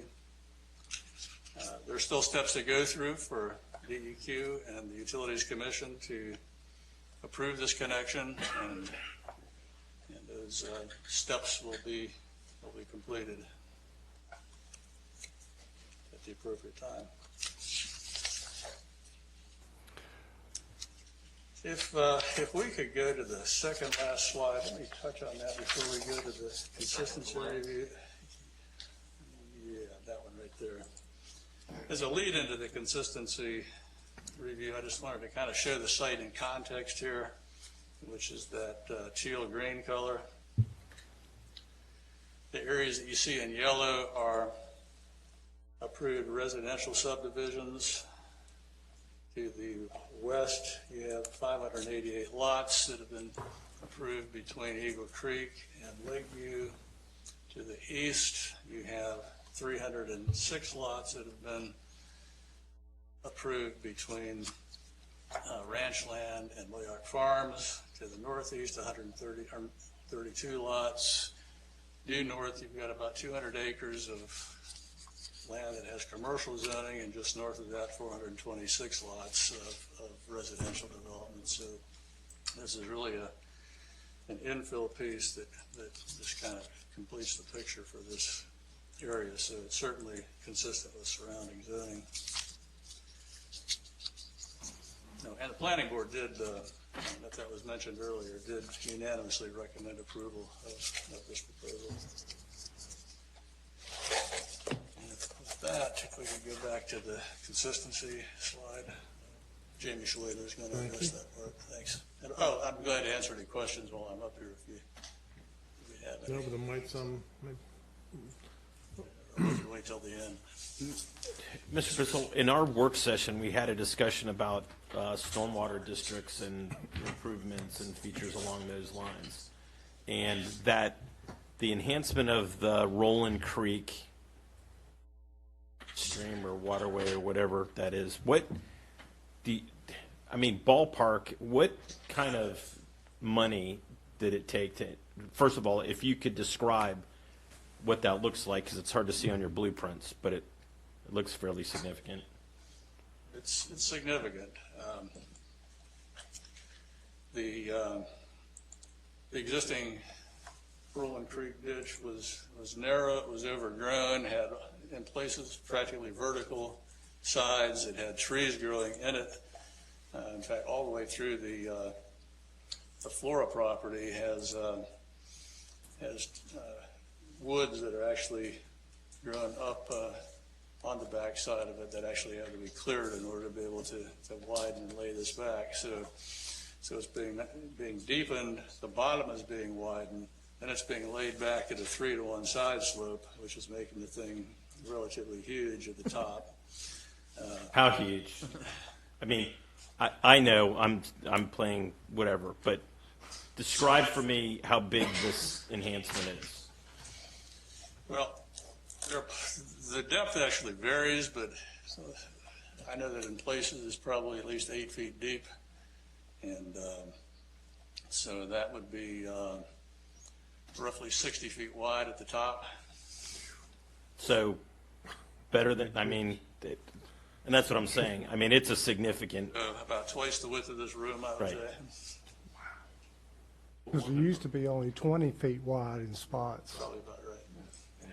trees. So it's a big endeavor. The downstream clearing and snagging has already been done now on, well, we can talk about that, I guess, on the next item. But that has been completed and approved by Kim. Now, what Commissioner Beaumont was referring to, you're referring to the ditch that we can see from the road down by rangeland, correct? Is that what you were? Rolling Creek. Rolling Creek. Oh, yeah. Now, how wide is that ditch down the property down by rangeland? That is up to 80 feet wide. That was, we agreed to make that a 500-year ditch.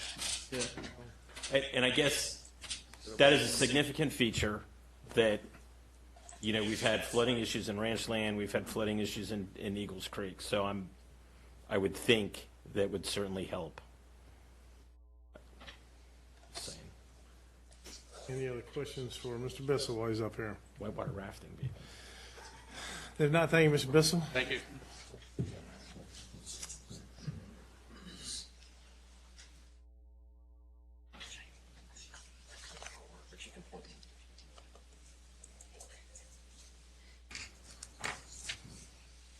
Good evening, Mr. Chair and members of the Commission. I'm Jamie Schwedler with Parker Poe at 301 Fayetteville Street, and we appreciate the opportunity to be back before you tonight. In September of last year, you asked us to take another look at this project and to consider the MXR district and to bring something back that was more consistent with your land use policies. We listened, and I believe we've done that. And I'd like just to take a few minutes to highlight those consistencies, to clear up some confusion based on some of the questions that were asked earlier, and then provide a quick summary.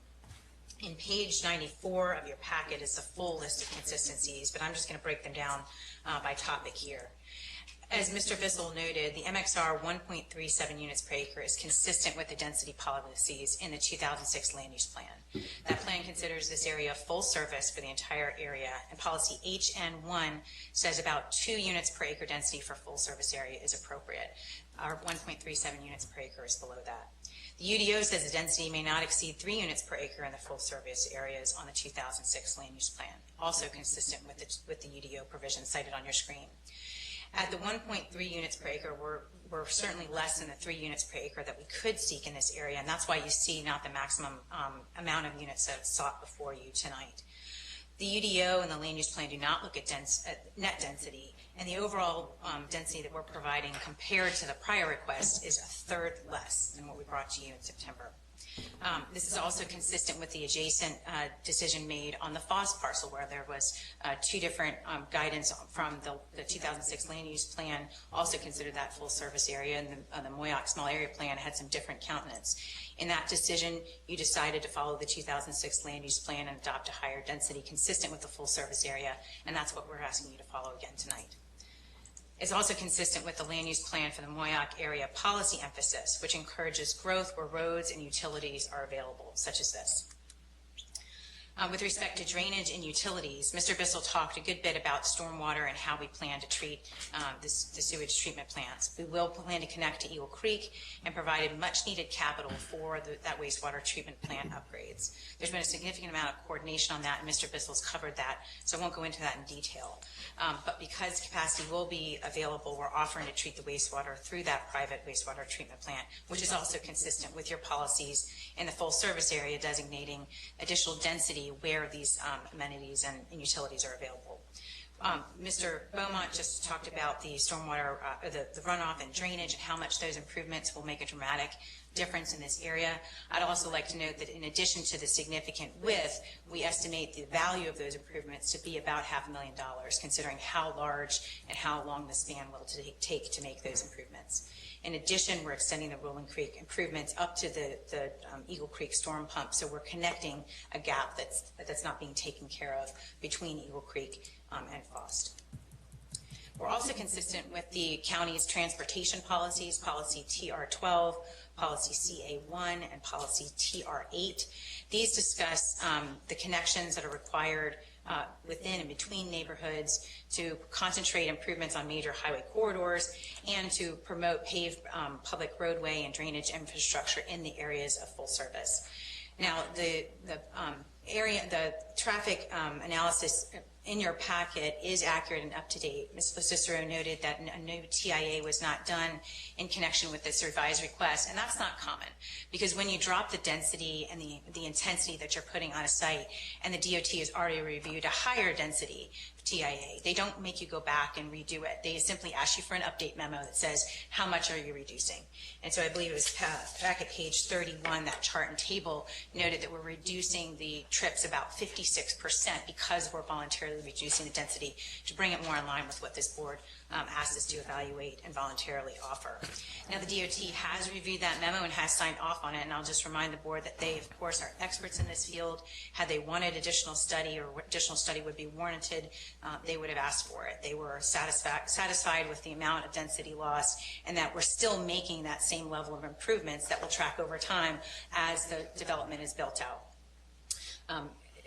Commissioner Jarvis asked why the traffic from the commercial wasn't included, and I think I'd just like to note there were several questions about the rezoning decision and the special use permit.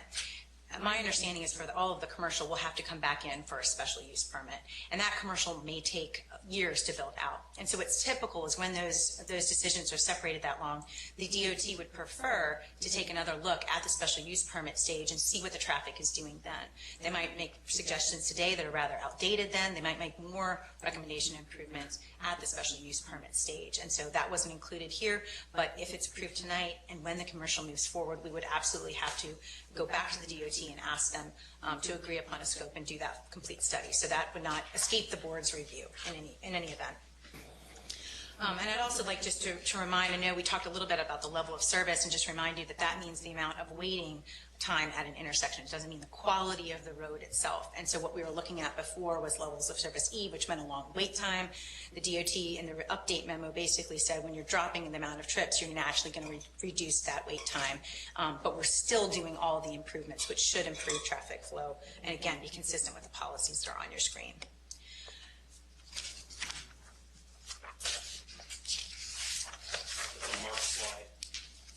It's a mark slide?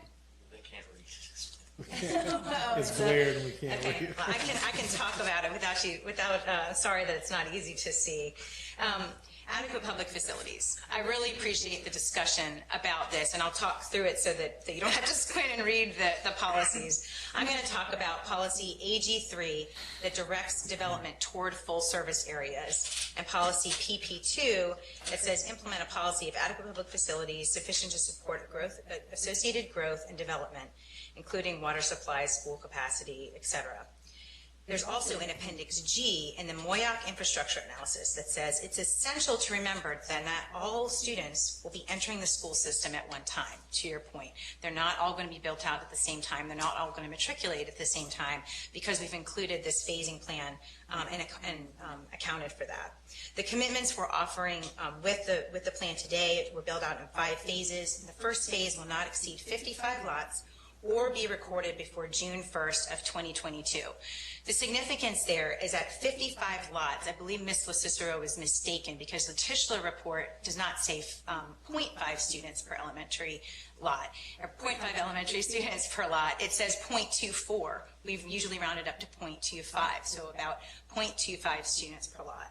And at that calculation, it would not be 26 students, it would actually be 14 students in the first phase that we have committed ourselves not to record it before June 1st, 2022.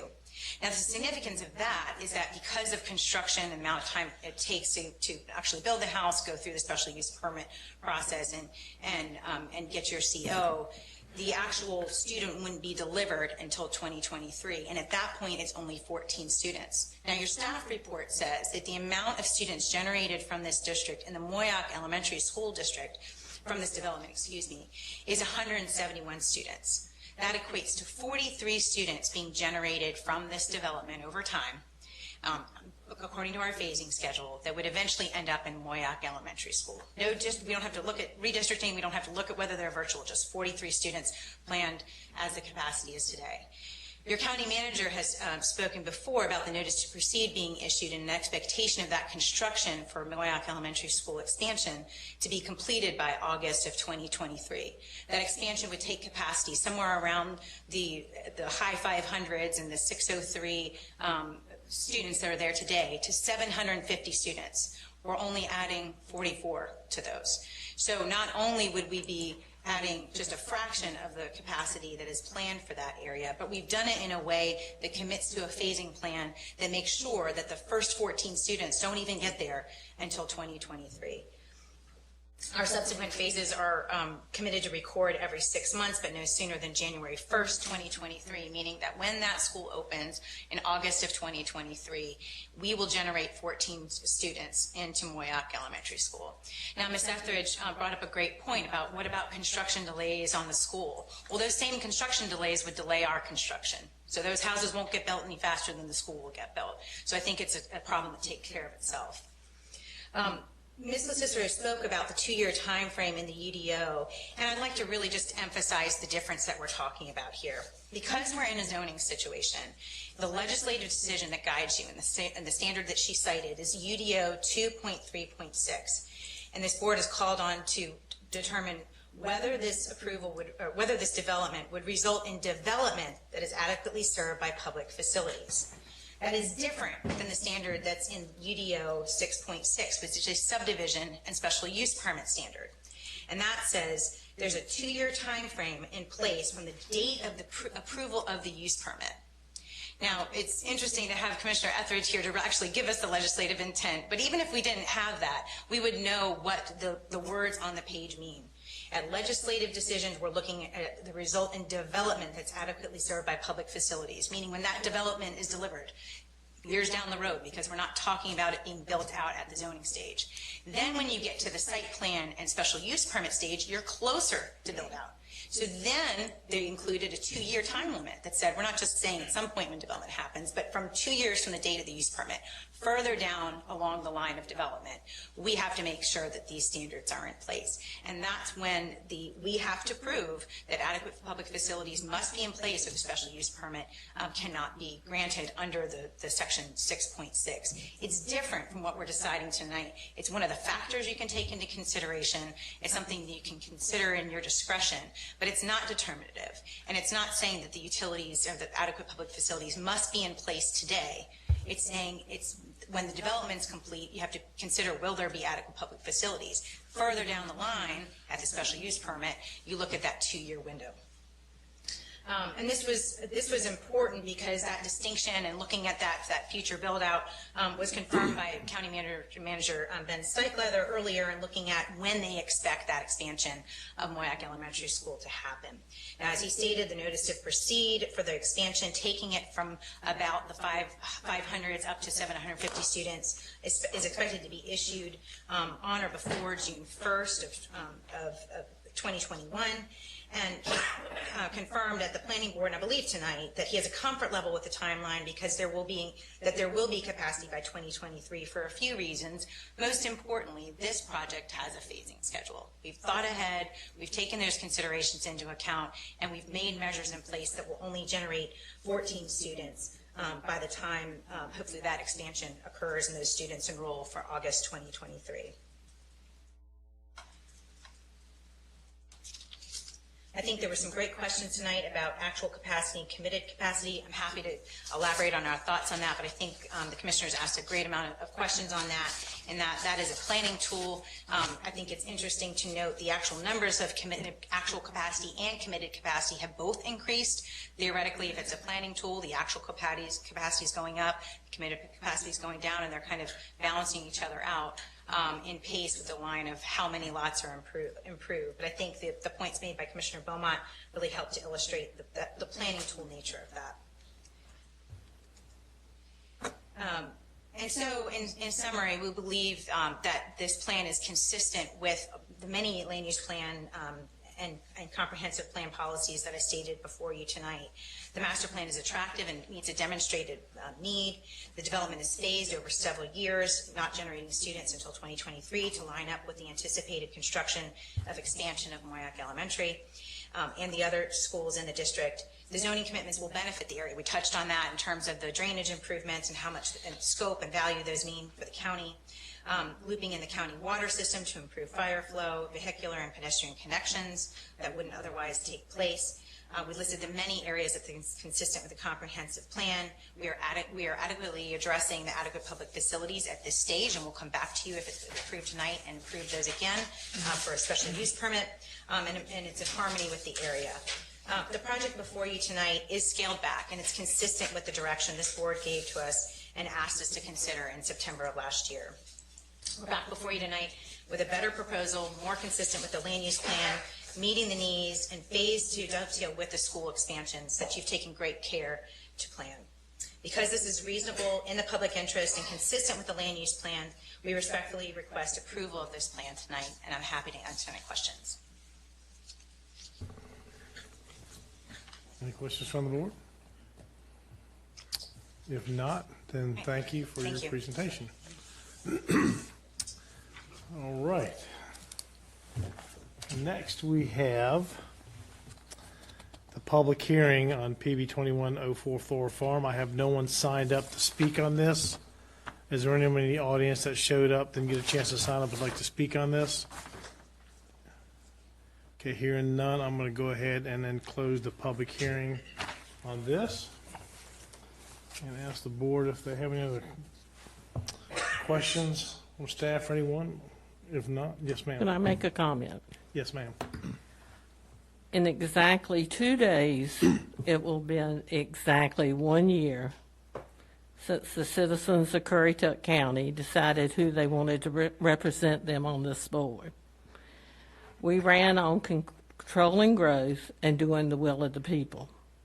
The people of Moyock have worked real hard and given a great deal of input onto the Moyock Small Area Plan, and this development is not consistent with their decisions. I'm committed to the will of the people, and I cannot support this rezoning. And we as a board also at our strategic retreat said our #1 goal for Moyock was to control growth. Thank you. Thank you, Commissioner Etheridge. Is there any other questions, comments from the board? I just want to say that my concerns are still, I still have a lot of concerns about traffic. Just knowing what Survey Road looks like with the schools there, what the Fast Track and its development is going to bring in conjunction with the development that's already there. I know and I respect that they have reduced the number of trips. That was my alarming concern in the fall. But it's still alarming to me that we are going to have just one more additional signalized light when FOST comes online and filtering an additional 3,622 trips in that area is very concerning to me. And I know DOT are experts. My own son is a transportation engineer. I know they are experts. But they aren't the people who are going to have to sit in a level of service E or D consistently each day as they try to make their way to an area that they thought was a rural lifestyle. I just have a lot of concerns with how this project at 277 single-family lots is going to impact that area. Thank you, Commissioner Jarvis. Do we have any other questions, comments? I'd just like to make a motion. Well, then I will ask the board for some action on this. Chairman, I move to approve PB 19-20 Flora Farm because the request is consistent with the land use plan, because policy HN3, Currituck County shall especially encourage 2 forms of residential development, each with the objective of avoiding traditional suburban sprawl. 2, compact mixed-use developments or developments near a mixture of uses that promote a return to the balanced, self-supporting community centers generally served by centralized water and sewer. The types of development are contemplated for full-service areas identified on the future land use map. Policy CD1, neighborhood serving commercial districts should be encouraged to locate where a collector or secondary street intersects with a street of equal or greater size. Appropriately designed small-scale businesses may also be near other neighborhood serving facilities such as schools and parks.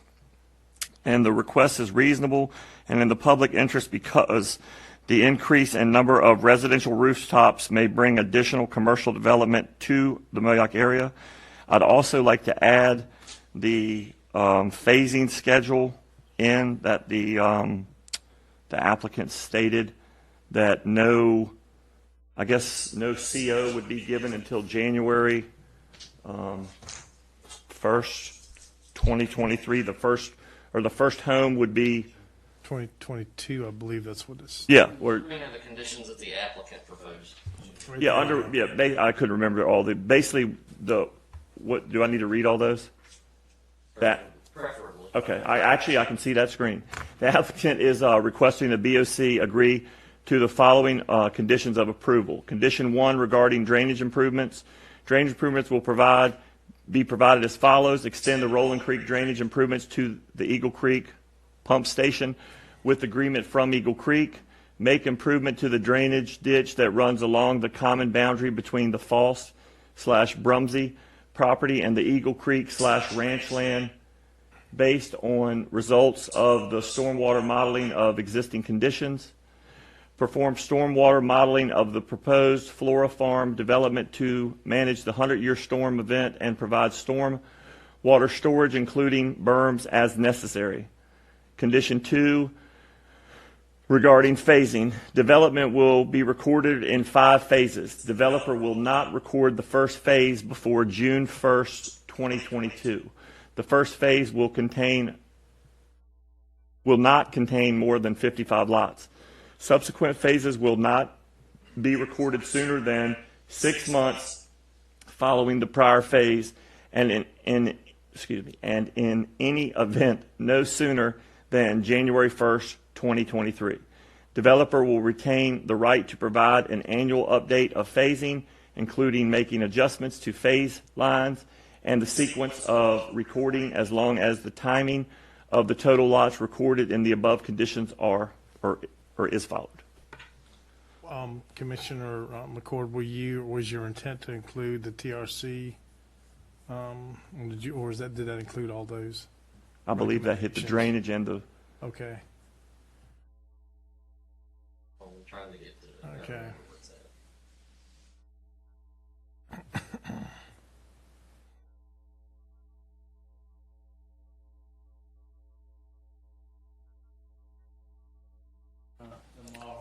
Try page 41. Okay.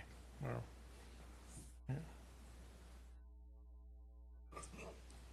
Was it your intent to include those conditions as well? No, I mean mine was the drainage and the drainage and the schools and the timeline of the phasing. Okay. Approval. I'm just reading that real quick.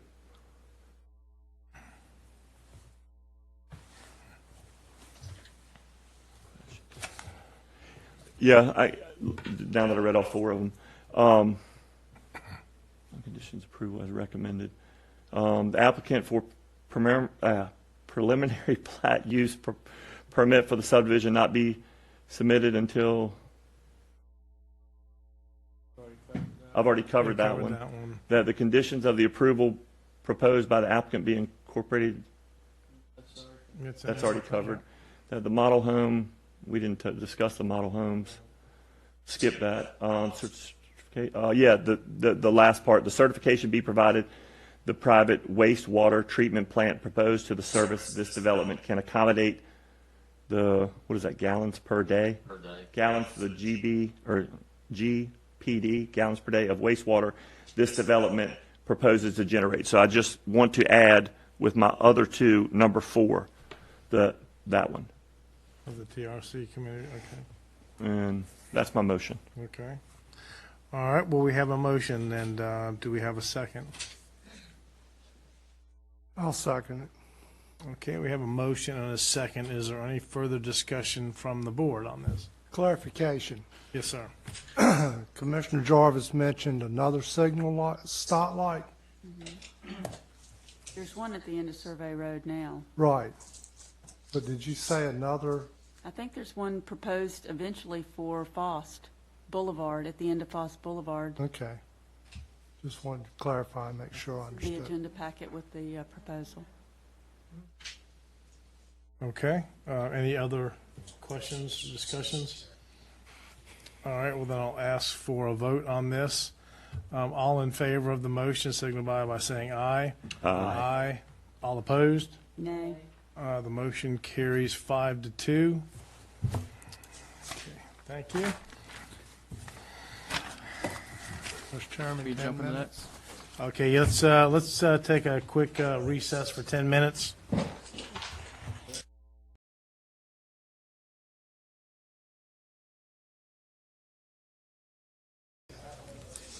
If everybody could please take a seat there. Thank you. The next item is a public hearing, item C, PB 18-23, Fost amended PDR number 3, Leaf Street stub connection to the Flora Farm property on the northwestern property line. I believe we have Lori Cicero. Is that correct? Yes. Okay. Thank you, Mr. Chairman. What's before you tonight is a request to amend the Fost PDR for this would be this third amendment. It is, here, let me get myself together. From the floor presentation, you know where it's located. It's located here, between Ranchland, the Flora project, between Survey Road and Currituck Highway. It is zoned PDR. It is in the full service area of the in the 2006 land use plan, and it is limited service in the Moyock small area plan. Why they're coming before you tonight is they are creating a stub off to the Flora project here, this Leaf Street stub. We do have a requirement in the UDO when if there's a new street or a change in the street layout, that does have to come back before the board for approval. So there's a little bit of history on this. Let me give you this pretty quickly. The board originally approved the Fost PDR in May of 2019 for 513 dwelling units, including two-sided townhomes and traditional townhomes. In November of 2019, the applicant requested amendment to the zoning designation to convert some townhomes and to lower the total dwellings from 513 to 479. And in January of 2020, the preliminary plat use permit was amended as well. In December of 2020, there was another change for the zoning designation with the master plan in terms of conditions to connect to all-site wastewater and to keep a disposal area on the master plan, some minor changes to the clubhouse placement and phasing plan. And then the preliminary plat, so every time you have a zoning change, then you have to come back and amend the preliminary plat use permit. So anytime there's a zoning change. So now they're coming forward and asking for another zoning change to the master plan to show this new Leaf Street extension. So sorry, I should have just moved ahead and you could have seen this on the screen, the approval. So the 2006 land use plan classifies this site as full service within the Moyock sub area. And with the approval of this, I believe this is a policy from the original approval was policy HN1. Currituck County shall encourage development to occur at densities appropriate to the location. This was with the original approval in 2019. The Moyock small area plan is limited service. In policy FLU1 promote compatibility between new development and existing development to avoid adverse impacts to the community. This is summarized. So TRC does recommend approval of this amendment to the planned development residential rezoning with the following revisions.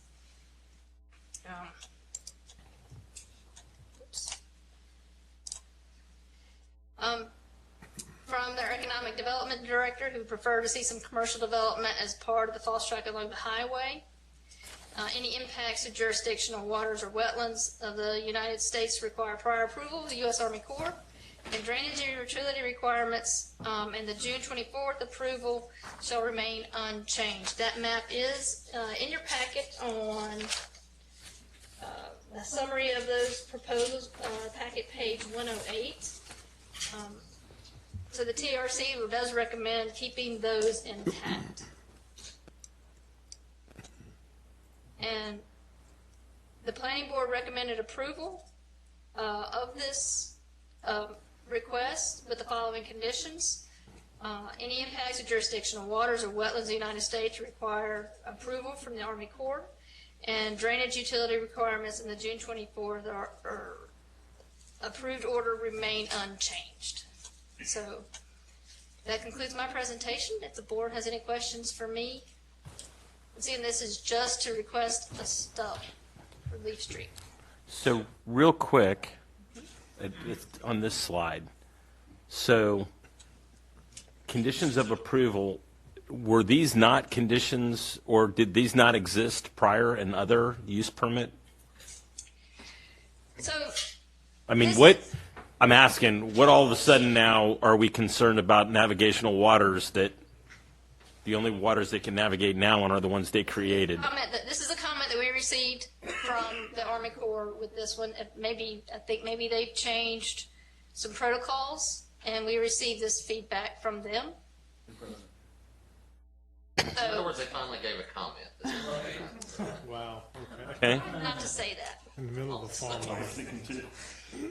And then Conditions don't really have anything to do with, Not that. No. That one Okay. is a very general. The other one, that the drainage and utility requirements, is that essentially, like I said, what was the map that summarizes the drainage conditions and the things that the applicant proposed. It's on packet page 108. The terms and conditions are going to stay as written or as But- amended. just as a process, to me, unless we change those, don't they remain in effect? Yes. Okay, so, got it.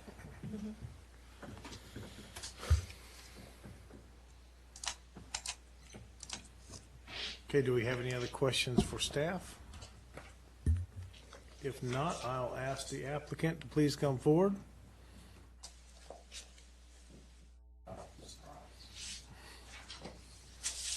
Mr. Chairman, I don't really have much to add on this one. Could you just for the record, just restate your name again, please? Mark Bissell, Thank you. 3512 Okay. North Currituck Highway. Thank you. And, you know, the one GRC recommendation we couldn't accommodate was the one from economic development about putting some commercial development up front, but that pond has already been almost entirely constructed, as well as the building sites behind it graded for residential construction. But we did, at his suggestion, include the first commercial building of the Flora development in phase one of that, which I didn't mention last item. As far as the Corps of Engineers, I think it's just that there's a new representative who may not know that his predecessor already approved everything. So we have no objections to the staff recommendations. Okay, any questions from this board for Mr. Bissell? If not, thank you, sir. Thank you. This time, I'll open up the public hearing for PB 18-23 Fost, amended PDR number 3. I have no one signed up. Is there anyone in the audience that wishes to speak that didn't get a chance to sign up? Seeing none, I'll go ahead and close the public hearing on this. And I'll ask the board to take some action in form of a motion. Mr. Chairman, I move to approve PB 18-23 FOS Plan Development amended because the conditions placed on the development will improve drainage problems on the property within nearby Ranchland and Eagle Creek subdivisions if improvements are made to the drainage system on off-site properties. And the request is reasonable in the public interest because it is required by changed conditions acknowledged by the land use plan and addresses a demonstrated community need, providing a full-service area that offers mixed-use development with both residential and commercial components. Thank you. I'll go ahead and second that. Have a motion and a second. Do we have any further discussion on this? Okay, then all in favor, signify by aye. Aye. Aye. All opposed? Motion carries. Thank you.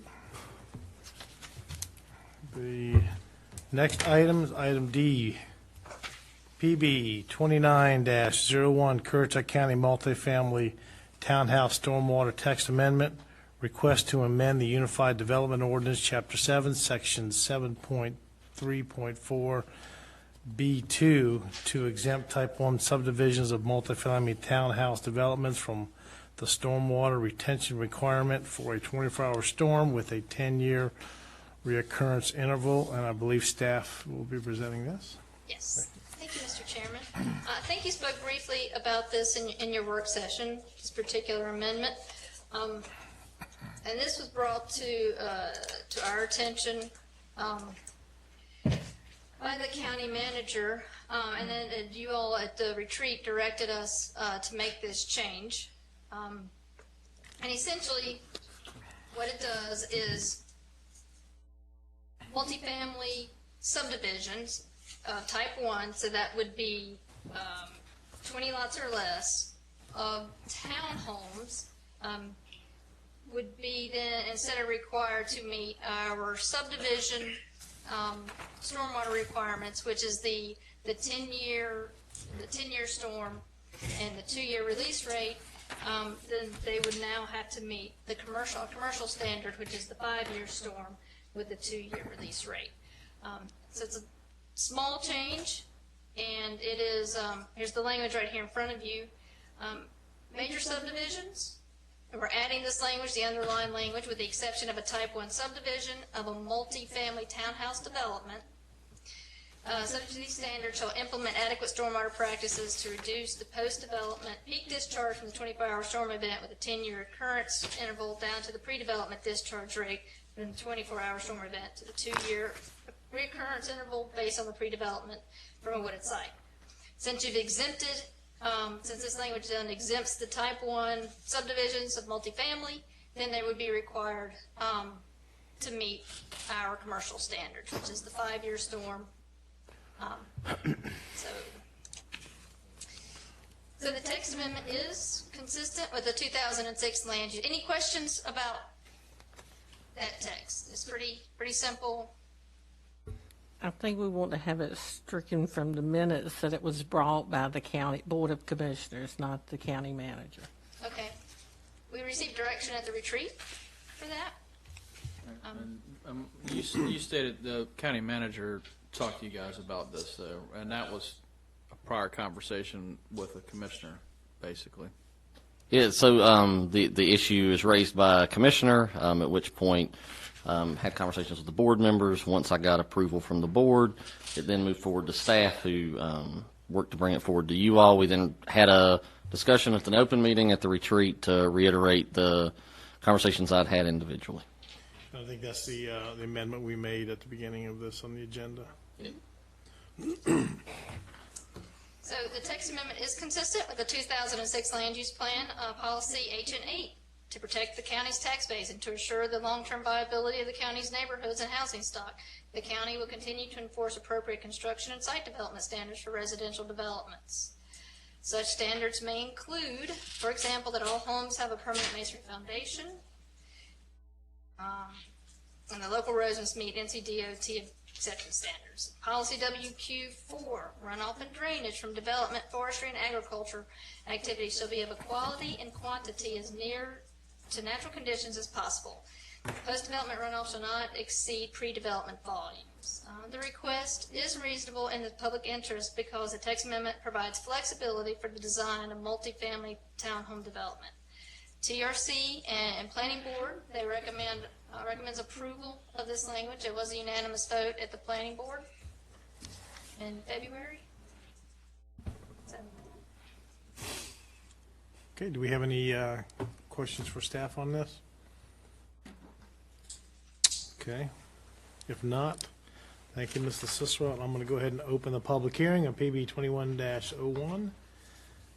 I have no one signed up to speak on this matter. Anybody from the audience wish to speak on this? Seeing none, I'm going to go ahead and close the public hearing and open the floor for a motion. Mr. Chairman, I'll move to approve with staff recommendations and supporting reasonableness is policy HNH, protect and serve the county's tax base, policy WQ4, runoff and drainage, and the motion is reasonable and in the public interest because it is consistent with policies within the land use plan and it provides flexibility for design of multifamily development subdivisions. Okay, we have a motion. Do I have a second?